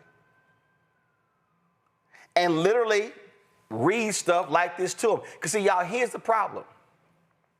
Tommy Tuberville, who don't even live in Alabama, his ass live in Florida, that's another story. See, when they recite this stuff, that's right, Tommy, you tell them. You tell them, Tommy. Tommy, you right. All them rats, they sitting here living off our hard-earned dollars. They out there, we busting our butts to pay our taxes, and them inner city rats, them inner city meaning brown, them inner city meaning black, them inner city rats, all they do is take our money. Nope. It's the broke-ass white people in Alabama, in Mississippi, and Tennessee, and Arkansas, and South Carolina, and West Virginia who've been sucking up federal dollars. But they never seem to call them rats. Do you not hear the coded language in this Omekongo? I mean, that's why my next book is actually going to be called Trigger Words. And it looks at how these leaders and so-called leaders use language to sow division and keep people at each other, chomping at each other's bits because of this coded language. I hadn't heard this video. And so I thought when it started playing that the only trigger word that you were talking about was going to be inner city. But then he went straight to rats and mentioned it multiple times. And he also gave us something here that the blueprint that this goes to what I was saying in the last segment. The blueprint that they are using is like we're using our own streaming networks, our own podcasts, our own quote fake news networks like Fox to get the message out. And so he said Tom Homan is running our inner city program. And that's what all of those guys in rural America are going to be hearing. All of those guys in red states are going to be hearing. They're not going to be hearing the facts that you just laid out or the fact that states like California and New York basically carry states like Alabama and Mississippi. And they're not going to hear any of that. And this is one of the reasons why in this ugly bill, they're looking at having carve-outs for rural hospitals that are going to close without this particular type of assistance. But those folks out in rural America aren't hearing that as well. The arrogance of this man who built this whole career off of Black players from the inner city to be able to get out there and basically call people in those communities rats, to use these words to help, these trigger words to help build up his own persona and this ugly bill. This should tell everybody everything, but too many people who don't watch people like Tuberville don't know that this language is being put out there so blatantly and so arrogantly and so racistly. And so I'm so glad that you put it out there for us to see, because they've taken everything off. Following Stephen Miller's lead, following Trump's lead, they feel like they can be as racist and ignorant as what they want to be and use as much coded and triggered language as possible. It's all lies, but they feel like it's working to help them with their base, who's about to find out. You got to be a pretty damn arrogant fool, Larry, to whine about folks spending federal money when your state is the 6th most sucking up state in America. Well, Roland, it goes to my point earlier when I used the Wizard of Oz as an example. You know, listen, they have created a ecosystem in which they use, racist stereotypes that have existed for years, and constantly feed people imagery, wording to reinforce these ideas that their parents, grandparents, and now many of these voters believe that they're being robbed of something. But what we're being robbed of is our humanity. That's what's really happening here. And listen, the words he used are not surprising. Because this is the same language that's been used for centuries, particularly when it comes to people of African descent, to dehumanize us. And so when you connect that with the dramatic cut in federal funding, grants, empowering ICE, and we're seeing increasingly in minoritized communities, individuals going to the minoritized community. And now we know Tuberville is running for governor. So he shifted from senator to governor, even though he's not qualified for either. And like you say, he's more of a Florida resident than he's an Alabama resident. But once again, when you have when you got a certain background, those things are ignored. And he can use language like that and not be called out by it. I haven't seen I don't know if any local papers in the state of Alabama have called him out for the explicitly racist language we use. And obviously we're talking about on this platform, but I heard about it before you talked about it. But this should be a national story. But Tuberville doesn't care because he thinks that there's not a price to pay. And I think that's what's really important here. In Alabama has a large Black population, but even with that said, he doesn't think there's a political price to pay, even though he wants to continue he has political aspirations. So the question really is why is Tuberville, people like Tuberville, able to get away with making things like that? What does it mean for America? And also to your point about how Alabama and some other states or Mississippi are far more dependent on the federal government. They take more than they give. What does it mean when this reconciliation bill passes and they find out over the next 2 to 3 years that they don't have the funding that they needed in a lot of programs, universities, et cetera, pay the price? Well, it's just hilarious to me listening to these fools, how shameful, despicable they are, how they're sitting here talking about federal spending, deficits, who's spending money, when it's these white conservatives who are just sucking up federal money. And they about to learn. If this bill passes, you are about to see some MAGA tears. They're gonna be crying more than all them Latinos, Cubans, Venezuelans who voted for Trump, and now their husbands and wives and cousins and friends are getting deported. This is not what we voted for. Yes, it is. Yeah, what happened was they just thought other people were going to be hurt. Okay, they didn't care. It's all about the cruelty, but they thought the cruelty was going to be against somebody else. Okay, so what we have to understand is that that's very racist, loaded wording that Tommy Tuberville used, because rats are varmints, and rats and vermins are pests that are undesirable. Okay, they produce rapidly, they damage property, They carry diseases, things of this nature. So now he's so all the same stuff Trump said about undocumented folk coming in America. Yep. So now what he's saying is he says Tom Homan, who also wrote part of Project 2025 and is Trump's border czar, he's saying now Tom Homan can go into these inner cities, round these people up, etc., lock them up. Okay. This is the playbook. Now, when you combine that with unleashing the police, okay, I'm telling you right now, you're about to hear stories of Black people who are U.S. citizens who unjustly get arrested because ICE thinks they are undocumented immigrants. Because you have people that live in mixed status homes. Nobody wants to talk about that. You have people who live in mixed status homes where some people are U.S. citizens and other people are documented immigrants. Okay, so this is about to get really ugly. But Alabama has a 15% poverty rate. Okay, and yes, you are correct. They take more in federal funding than they actually contribute in federal taxes, as do a lot of these former Confederate states. Okay, so things are about to get really, really ugly in this country, especially for MAGA, especially for Trump supporters. Hashtag, we tried to tell you. Well, folks are going to learn. And we come back. Isn't it amazing how these people talk about how we should be changing the rules? Man, if you really want to follow rules, we should be deporting all of Donald Trump's children. Well, except one, the one he don't like, Tiffany. Because her mama and daddy are from here. All right, y'all, we're going to tell you about that when we come back. Support the work that we do. Join our Bring the Funk fan club. Listen, we went out there today. We had 12, we have 12 folks working today covering the Moral Mondays. Folks, that stuff is real. Those are real costs. And so when you support this show with your contributions, you are paying for things along those lines. And so it's critically important because it's not like we're getting resources from millionaires and billionaires. Elon ain't sending no checks here. Oprah ain't sending no checks here. These advertising agencies, they ain't sending no, Jeff Bezos ain't cutting no checks.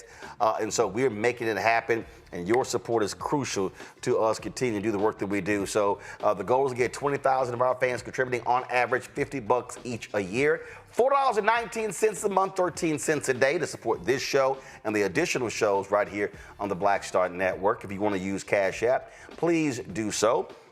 Use this as a Stripe QR code. You go right here. If you want to support us with checks and money order, make them payable to Roland Martin Unfiltered. Send them to P.O. Box 57196, Washington, D.C. 2003 7-0196. PayPal is R Martin Unfiltered. Venmo RM Unfiltered. Zelle Roland at RolandSMartin.com. Roland at RolandMartinUnfiltered.com. Back in a moment. Hi, I'm Dr. Jackie of A Balanced Life. Think about the men in your life and ask yourself these questions. Who are their male role models? Who can they turn to for advice to learn about what manhood is all about? On our next show, we talk about why male mentoring is so important to men of all ages. Actor Dondre Whitfield leads an all-star cast and panel to answer these and many other probing questions. A woman can't teach you how to be something that she's not. That's on the next A Balanced Life with Dr. Jackie on Black Star Network. This week on the other side of change. Mass incarceration, Trump administration is doubling down on criminalization, and how it is profitable. And there's something really, really perverse about saying that we need to put people in cages in order for other people to have jobs. Like, that is not how our economy should be built. Only on the other side of change on the Black Star Network. Next on the Black Table with me, Greg Carr. A very different take on Juneteenth with the one and only Dr. Sunyata Ahmed. We'll explore the amazing foods, remedies, and rituals that are a part of our history and the Juneteenth holiday. So it's our responsibility to return the healthier version to our folks instead of just the red liqueurs marketed to us, the red sodas and the other things. I mean, why does the Kool-Aid man have to sound like Louis Armstrong? He's like, oh yeah! Oh, yeah, right. An enlightening and tasty hour of the Black Table, only on the Black Star Network. On On the next Get Wealthy with me, Deborah Owens, America's Wealth Coach, less than 5% of the top executive positions in corporate America are held by women of color. We know it's not because of talent.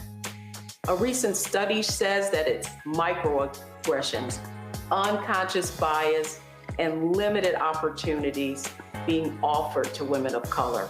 On our next show, we're going to get incredible advice from Francine Parham, who's recently written a book sharing exactly what you need to do to make it up into the management ranks and get the earnings that you deserve. I made a point to sit down and I made a point to talk to people.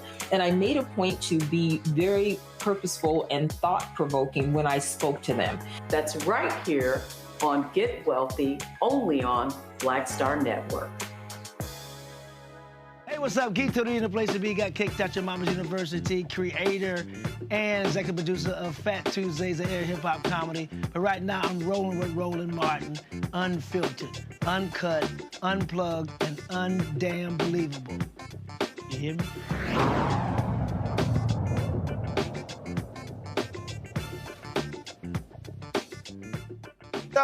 Donald Trump loves attacking people who ain't from here and want to send people back. But if we're going to talk about chain migration, shouldn't we be talking about his own damn family? He's called for an end to this decades-old policy, but that means that all your people got to go, including Melania Trump's parents. Yeah, they benefited from the very system he wants to dismantle. So author Don Winslow put together this wonderful video that lays it bare. Don Winslow explains how it really works. To end chain migration, ending chain migration, chain migration, chain migration, chain migration. At the same time Donald Trump was spewing all this hate, he was using a high-powered lawyer and chain migration to bring his wife Melania's mother, father, and sister to the United States where his money bought their citizenship.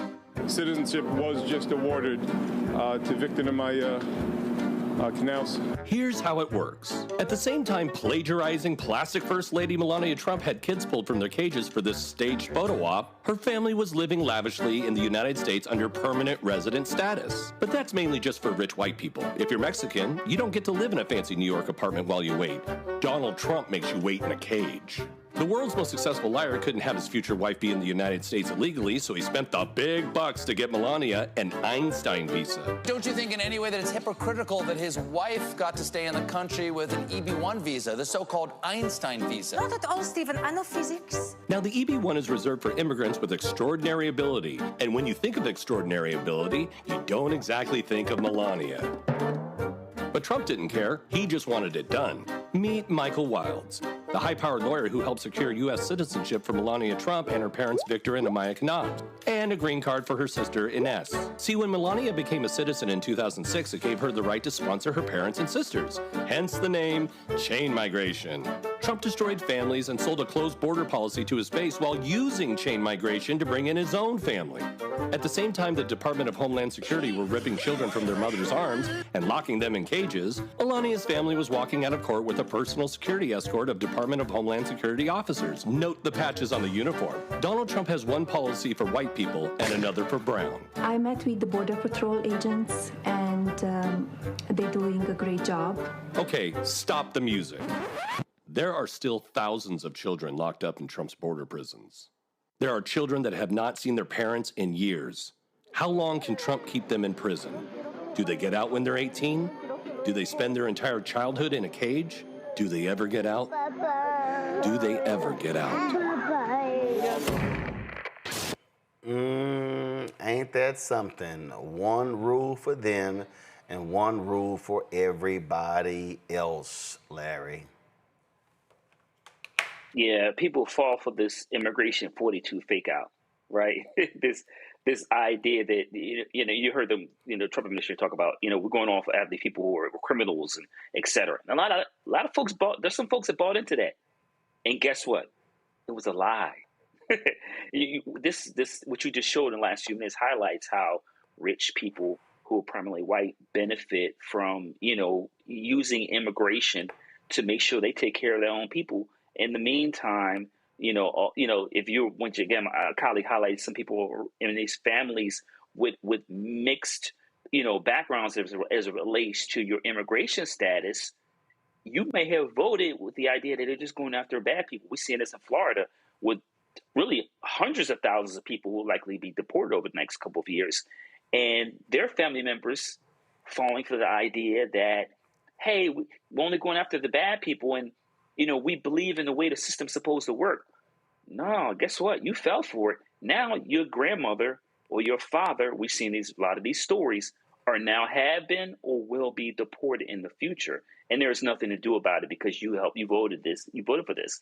And so, like I said, what you showed the last few minutes shows the hypocrisy of our system, and also shows that, what was it saying, that cash rules everything around me. Cream, get the money, dollar bill, y'all. That's how it always works in America. Cream rules, right? So if you have the cash, you can make the dream happen. And this isn't a great example. Congo.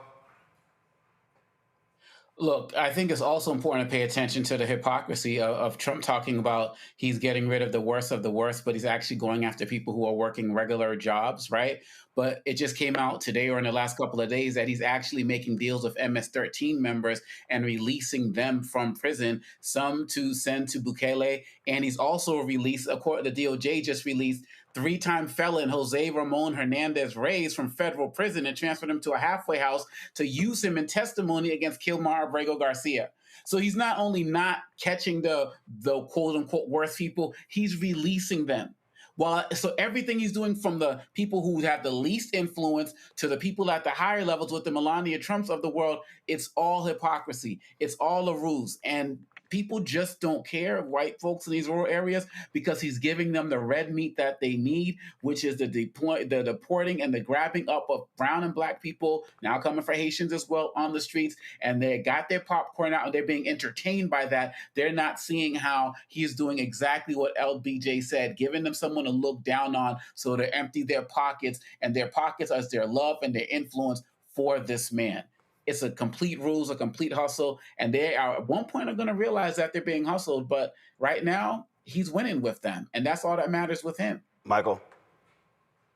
Yeah, Congo is absolutely correct. New York Times has the story from the day. Trump's task force seeks to drop some MS-13 cases while pursuing Abrego Garcia. And just a few days ago, Representative Jasmine Crockett, a House committee, she brought up the fact that somehow Melania Trump qualified for an Einstein visa. There's nothing Einstein about Melania Trump. I'm here to tell you. Okay, so we see now, if Donald Trump wants to go after the worst criminals, why did he give a pardon to 1,500 people involved in the January 6th insurrection? Hundreds of them have been convicted or pled guilty. Many of them have felonies, but he said he wants to go after the worst people. But you had people who stormed the Capitol and assaulted over 140 police officers, and you gave them a pardon. Okay, so now this is how corrupt this administration is. This is how evil and corrupt Donald Trump is. So this is why we have to fight this. This is why elections have consequences. Indeed, and so I just need people just to understand just the reality that we are living in. All right, y'all, quick break. We come back. Fit, Live, Win. Back in a moment.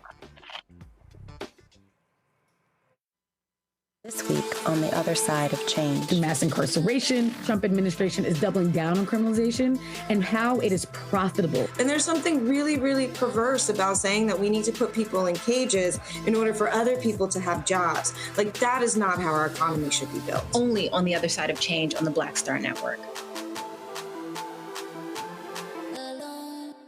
What's up? It's Sammy Roman. Hey, it's John Murray, the executive producer of the new Sherry Shepherd Talk Show. It's me, Sherry Shepherd, and you know what you're watching, Roland Martin Unfiltered.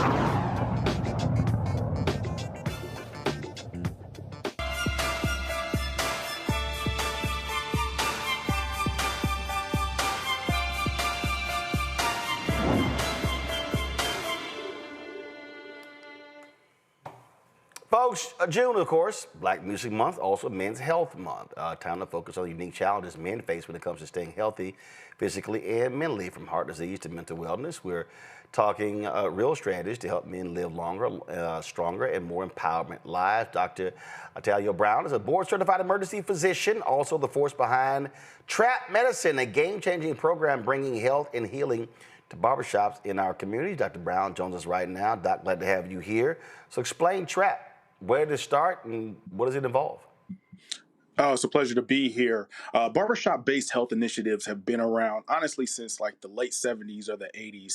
It's a safe space for Black men, and we can talk about health and wellness in those spaces pretty easily. With Trap Medicine, this is an initiative by my brother, Jamil Lacey, where we go into barbershops and talk about health and wellness, specifically giving them resources, allow them to share their ideas around mental health, and lower that stigma and barrier between healthcare providers and the community. And so, first of all, how many places are you reaching, and are you having conversations or services being provided as well?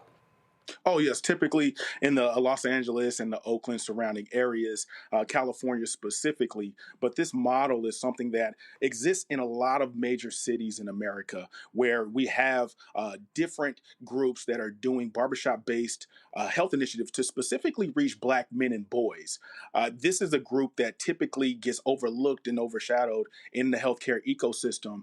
And the potential risks to Black men and boys are significant enough for us to think about outreach in an unconventional fashion.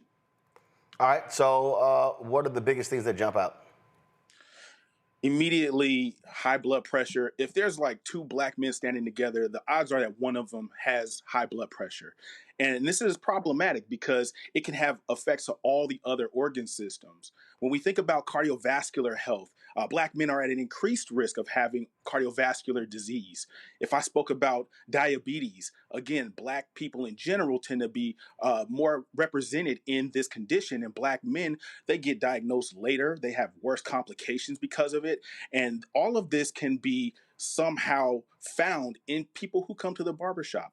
Our community members know about these conditions. We call it either the sugar or the pressure, but unfortunately, we don't have so many providers who look like those individuals able to reach them and break down some of those barriers. And so I'm constantly in the fight trying to make sure that Black men and Black boys are educated. All right, so we talk about high blood pressure. So Let's do it. First of all, define that. What exactly is high blood pressure? What number should we be looking at? What range should we be in? So there's one number. Let's say it's 110/65. What is that first number? What is the second number? And what range should we be talking about? Yeah, so that you're really actually on point with that. The top number we want to be somewhere around 110, no more than 120, and that's the pressure that it takes to push blood around the body. That bottom number, 65, 70, no more than 80, is the amount of pressure that your body's like essentially fighting against to get the heart filled back up with blood. And the reason why this is important is really high blood pressure. That top number means that blood pressure is skyrocketing into very small vessels, like the ones that give blood supply to the brain. It can lead to strokes. It can lead to heart attacks when those same blood vessels feel like they're pushing plaques and they're blocking vessels that give blood supply to the heart. I just constantly tell brothers, first you have to know your numbers, right? You have to sit down at a pharmacy, a local pharmacy or a convenience store and sit in that machine and see what the numbers are. Give yourself a little bit of grace, because I think that sometimes we get anxious right when we're getting that blood pressure taken, and it might shoot up a little bit. But if it's consistently elevated, like 150s, 160s, this is problematic. And you might need to see a provider to be on medications or consider lifestyle changes, things like active lifestyle, like exercising 3 to 4 times a week for 30 minutes each time, changing your diet. I love fried foods. I had catfish last night. We can't always do these things, and we have to kind of modify the way that we eat. Those habits can lower those numbers as well. Oh, absolutely. And what's crazy to me is, and I've never understood this here. It is amazing to me, and I've been in places. I remember I was at a bank once, Friendship West Baptist Church in Dallas, and they were offering free blood pressure checks, and folks like, nah, I'm good, I'm busy. And I remember when I was at the church, I used to harangue people. I was like, yo, get over here and do this. And like, I'm always getting checks because my average is 110/65. And to your point about, your number, so I remember one time I had a sinus infection, and it was like 130. And it was like, hold up, what the hell? No, y'all run that shit back.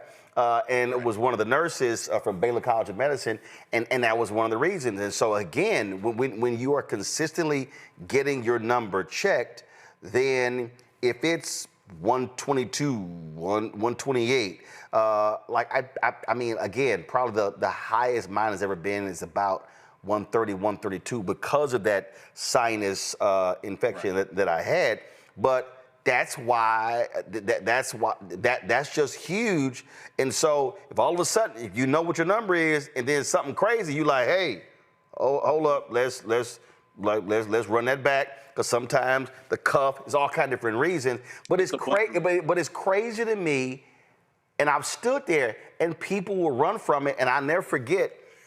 It was one Sunday. It was a mother. I think she had 2 or 3 kids. And I was just haranguing them. And so they stopped, and the young boy, they literally said, take him to the emergency room right now. It was his number. I was sitting right there. His number was crazy high. Eyes were red. And she's like, well, I'm going to go. I said, no, boo.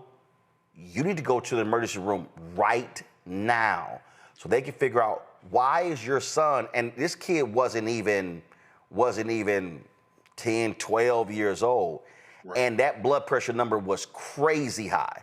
And the people in the nurses ministry, they're actual nurses at the Baylor College of Medicine at Friendship West Baptist Church. So if you go in the hospital, you're going to see them too. Facts. Now, this is a common story, all too common story, unfortunately, where in any type of like community setting, you do a blood pressure checks and you notice someone has like a 220 over 100 blood pressure. And you say to yourself, this could be an actual crisis. And this actually serves as a point for us to intervene effectively. And I honestly, I get really worried when I see people and they look completely normal and their blood pressure is sky high. You're like, wait, that means you've been living like this for maybe 6 to 8 months to 2-3 years. And what does that say for your kidneys? What does that say for those small vessels in your fingers and your toes where you start to feel numb in the middle of the night? Like, all of these different things are related. And so I'm always on the hunt to tell people, like, we just got to know the number, just like you got to know your credit score, just like you have to understand how much money's in your bank account. This is a part of the basic hygiene of your life and your wellness. And so we should know those numbers like the back of our hand. Folks, we go to my panel for questions. Today we got 3 brothers here, so let's go right to them. Congo, you first. Let's do it. Thank you so much for your work, Dr. Brown. My question is, so much attention was paid to Black men and in the election, who they were going to vote for, blah, blah, blah. Indeed. After the election, not so much. In the work that you're doing, are you seeing any mental health consequences of what's going on post-Trump, all the things that are talking about the trade and the tariffs? Are these conversations Black men are having in these spaces, and do you see it affecting their health? That's an excellent question. I think that you're right on both points. The first one being that first of all, mental health within the Black community, we treat it like, grandmother's couch. You're just supposed to see it. You're not really supposed to like approach it or sit down on it or touch it. It's this thing that we don't really understand well. And so we've done significant work in destigmatizing mental health and making sure that we own the fact that mental wellness is a part of our physical wellness, is a part of our future in general.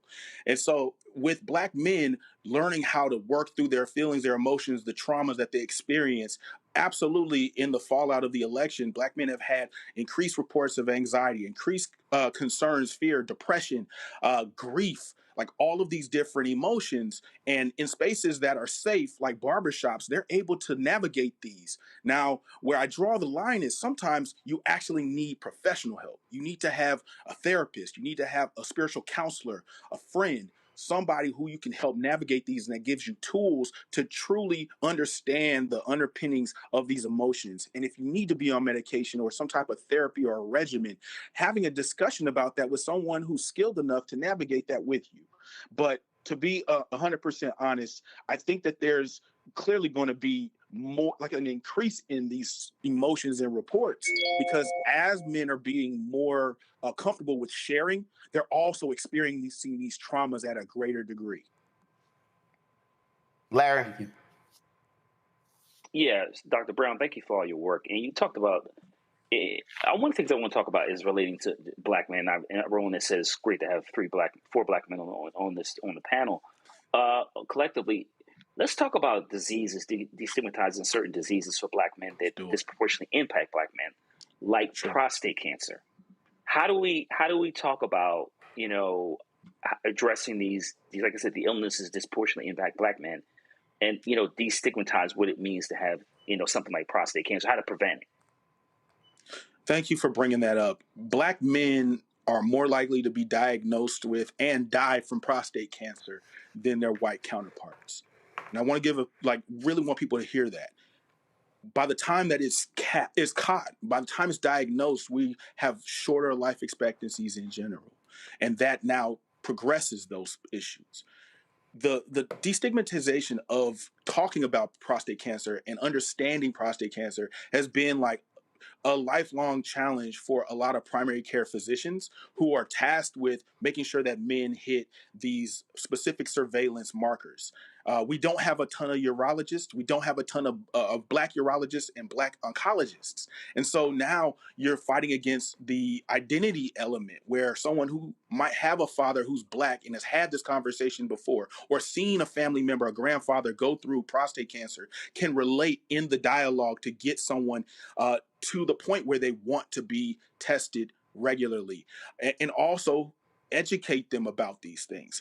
What we've done to try to lower that barrier, that threshold, is make sure that they understand it's not the way that you once heard of it. Digital rectal exams have changed completely. The fact that we can do PSA tests, the fact that we can talk about different markers in the bloodstream that can help get early detection, that has changed the narrative a little bit. And then finally, making it popular, telling people like, hey, it's not just about, whether or not you're more savvy than the next man, but we really have to be there. We have to be here for children. We have to be here for grandchildren. And part of that means taking this one element extremely seriously. Michael. Dr. Brown, what are some of the most important tests that African-American men should have once a year, twice a year, whether it's being tested for diabetes, kidney disease, heart disease? We talked about the blood pressure, things like this, as well as prostate cancer. What are some of those different types of tests that we should focus in on? Certainly. I mean, this changes by age range, but in general, I tell everyone that they should know their basic numbers. Like your blood pressure is one thing that's very easy to access, so to speak, and you can know that and see what your ranges are. But your blood sugar range, your cholesterol, these numbers are all proxy indicators of general health. And if you have a concomitant medical issue, they're going to look at those numbers to figure out how much at risk you are for disease progress worsening and mortality. The other things that I think about are like colonoscopies. Brothers are not getting colonoscopies at the way that we should. We watched Chadwick Boseman die in his early 40s. And this is a brother who had more resources than all three of us on this phone combined in terms of having access to education, having access to financial resources, could get the best doctors, and it didn't change his outcome. So we need to have other people talking about this and encouraging brothers to get early screening. And if you have a first-degree relative that has colon cancer, that changes the entire equation for you. You should be getting screened a lot earlier than the numbers that we see, the 45 age range, the 42 age range that most people will talk about. Then we talk about prostate health. getting that PSA, making sure that antigen is being tested at the appropriate age range when the risk factors start to be there. But I think that is also important for us to kind of step outside the box and look at things that are not specifically numbers. Like, how often are you checking in with somebody about your mental health? Do you have conversations about what it feels like to be anxious, what it feels like to have depression or go through grief? Because there's no clear number for this, but we can see all of those different systems affected by someone's desire to be around, desire to work out, desire to eat healthy. That's all changed when you take into those 3 or 4 things into factor as well. All right, then. Thank you. Doc, if folks want to get more information, where should they go? On social medias, I'm at Great Vision, GR8 Vision. I'm happy to answer questions. And again, thank you all so much for having me. Brother, you know what it is. Alpha Phi Alpha all day. All day, every day. Larry understands that. Poor little Michael, he doesn't. I had to let him know. Hey, we got doctors too. Blue Fire, we got doctors as well. Michael, you know this. Michael, you know this. And see, here's the crazy thing, Mike. I ain't even know he was frat. Every time we turn around, we gonna have doctors and entrepreneurs. We gonna have legal people, whatever. And it's like a consistent thing. They ended with the odds alone. They ended with throwing the ice. So I mean, y'all just need to go ahead and accept you little poor little sigmas, you little incompetent kappas, and you prison-loving omegas. Y'all can't be near us. Sorry. Doc, we appreciate it. Good luck. Thank you so much, y'all. Shout out to Fort Valley State. I'm rocking their gear today on the show, so let me go ahead and stand up. So, again, Fort Valley State, appreciate y'all sending me the swag, so I'm rocking the show, rocking the shirt. Thanks, that's it, folks. Let me thank Michael, Larry, and Omikongo. I appreciate it. Tomorrow we'll pay tribute to one half of Yarborough and Peoples, and we'll talk about the passing of Mr. Yarborough himself. Folks, that's it. Let me also thank all of y'all for watching our coverage earlier today of Moral Monday DC. If you missed it, we're going to be restreaming it. You can also check it out on our YouTube channel or Black Star Network app. And speaking of that, you want to support the work that we do, please join our Bring the Funk fan club. Your dollars make it possible for us to do the work that we do. You want to contribute via Cash App. This is the QR code right here. Click the Cash App button and continue to contribute. Check some money orders, make them payable to Roland Martin Unfiltered, and P.O. Box 57196, Washington, D.C. 20037-0196. PayPal's R Martin Unfiltered, Venmo RM Unfiltered, Zelle Roland at RolandSMartin.com, Roland at RolandMartinUnfiltered.com. Download the Black Star Network app. Apple phone, Android phone, Apple TV, Android TV, Roku, Amazon Fire TV, Xbox One, Samsung Smart TV. Be sure to get a copy of my book, White Fear, How the Browning of America is Making White Folks Lose Their Minds. Available bookstores nationwide. Get the audio version I read on Audible. Of course, we want you to get our swag. That's right. You can get our shirts, merchandise, our shirts right there. And go to rolandmartin.creator-spring.com. If you ordered product and you have not received it, send us an email so we can help expedite that. And of course, we also want you to support our Black-owned companies through shopblackstarnetwork.com. You see their products on display right here on my set, but you can also go to shopblackstarnetwork.com. Also, we want you to download the app Fanbase. And if you want to support them in their Series A fundraise, you can go there to go to starengine.com/fanbase. Folks, that's it. I'll see you tomorrow right here, Roland Martin Unfiltered on the Black Star Network. And let your senator know how you feel about that big, ugly bill. Call them now. Whether they are Democrat or Republican does not matter. Does not matter. Say it again. Oh, gotcha. All right, folks, I got to go. I'll see you tomorrow. Holla! Time for Truth Talks.